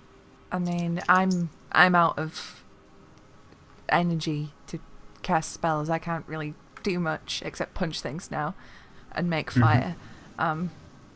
If we You are quite good at punching, though. well, you know, if we rest tonight, we can start fresh tomorrow. Maybe see the elder. Yeah. I don't know. I've not got many ideas right now. Actually, this is very strange and odd. Yeah, Well, and who's Tae'la- to So, go ahead. say, and who's to say that those were the only two incidents tonight? We haven't checked the entire town. True. That is true. I don't know. Yeah. I mean, Tyler did say that he had information that we might want, provided we retrieve the bear owl's head. That Might be was more inclined to information give it for to us mining now. incidents. It could be connected, of course. Maybe. And It's the only. I feel like it's the only lead we have right now. well, the priestess also mentioned the Arcanist. So Yes, I'm not sure that either I we want or to go back there. or Taylor should really be going back there anytime soon. I can go back in a week, but I think if I try and go back anytime sooner than that, she's probably not going to be very happy with me. True. That's very true. I mean, What is a wayfinder anyway? What is that? Do I actually know what a wayfinder is? Yeah, Wayfinders are basically, they're actually religious. They are wizards devoted to Bokob who go out and find magical artifacts and items throughout the world and bring them back to safekeeping. Okay, I relay that information to Okay. the rest of the group. With That is- I mean, a magical artifact or item could possibly cause that thing. Maybe. The madness. Maybe that's what she. Why does she? I don't know. I'm grasping at Perhaps. straws. It's a possibility. Yeah, we just Certainly. don't know enough at the moment, I think. Tired. I can tell you now that I'm not a wayfinder, but as far as she's concerned, I need to be the wayfinder. Right.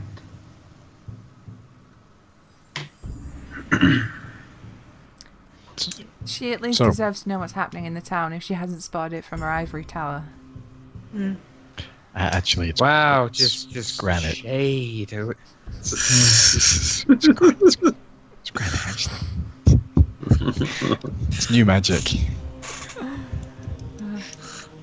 And I think there might be something that she wasn't telling us, what with 5 ravens hanging by her window. Oh, there's tons of stuff she doesn't. There's wasn't yeah, telling there's us. clearly something she's not telling us because she said, "Oh well, something's happening," and then we went, "Well, what?" And she went, "I'll never tell." Yeah, she wasn't allowed to give us that information. Who's allowing her what? Yes. See, if I ever wanted information before, I would just go to the library and look it up. But it appears that the Arcanist has most of the books in the town, and I don't think she likes me very much. In fact, I don't think a lot of people in this town like me very much. I'm not even sure some of you like me very much. And threatened with jail within 5 hours of your arrival doesn't mean no. It remains to be seen how we judge you yet, Randall. I guess Wow. there's time. There is time. You could come around. Shade. Who? Jesus. We Yeah, get that is. cranky when we're tired. I say in Draconic to Arxan, that was a bit mean. I say in Draconic, you're a bit annoying. I sort of hang my head and head back to the cracked mast. I say Gesundheit. Just happened.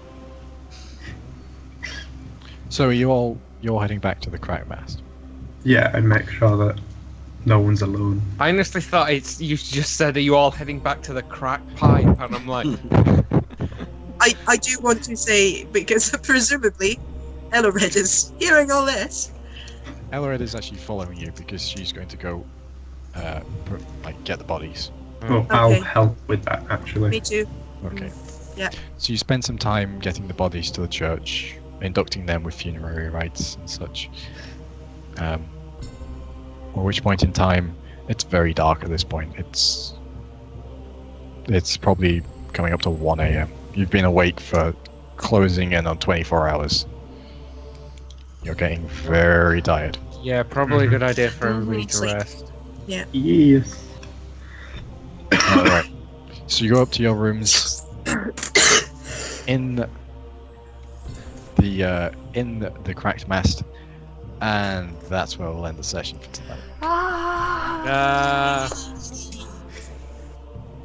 Holy shit. Shit's going down, yo.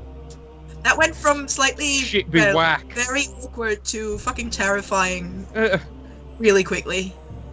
like, Yeah, it went from- Randall, you and your winks, and then suddenly he's bashing his face in. Yeah, I know. It's like, Oh, that's jeez. gonna be pretty quickly. Like, Yeah, the first time I take damage and I drop from being nutted by a natural 20 from a guy I got a natural 20 on to hold. he killed you with his own bones. With what Yeah. bone was that again? Like what bone was It was the nose bone. His it was face. like part of Yeah. the nose. face in general? And like Okay. cheek, Yeah. smashed face, just Yeah. That is hardcore, dude. Yeah, I've got a bit of a mangled scar all the way down one arm now. From a face. Wow. There we go. Well, thank you very much for hanging out stream. That was the first episode of Talevyrr, the Unclaimed Expanse. I think it can remain unclaimed at this rate. Keep Fuck an eye itself. on That's it. what- Alright, Holy moly. well, we will see you next time. Yay. Bye! Goodbye, stream. Everybody say Bye. bye-bye! Bye bye.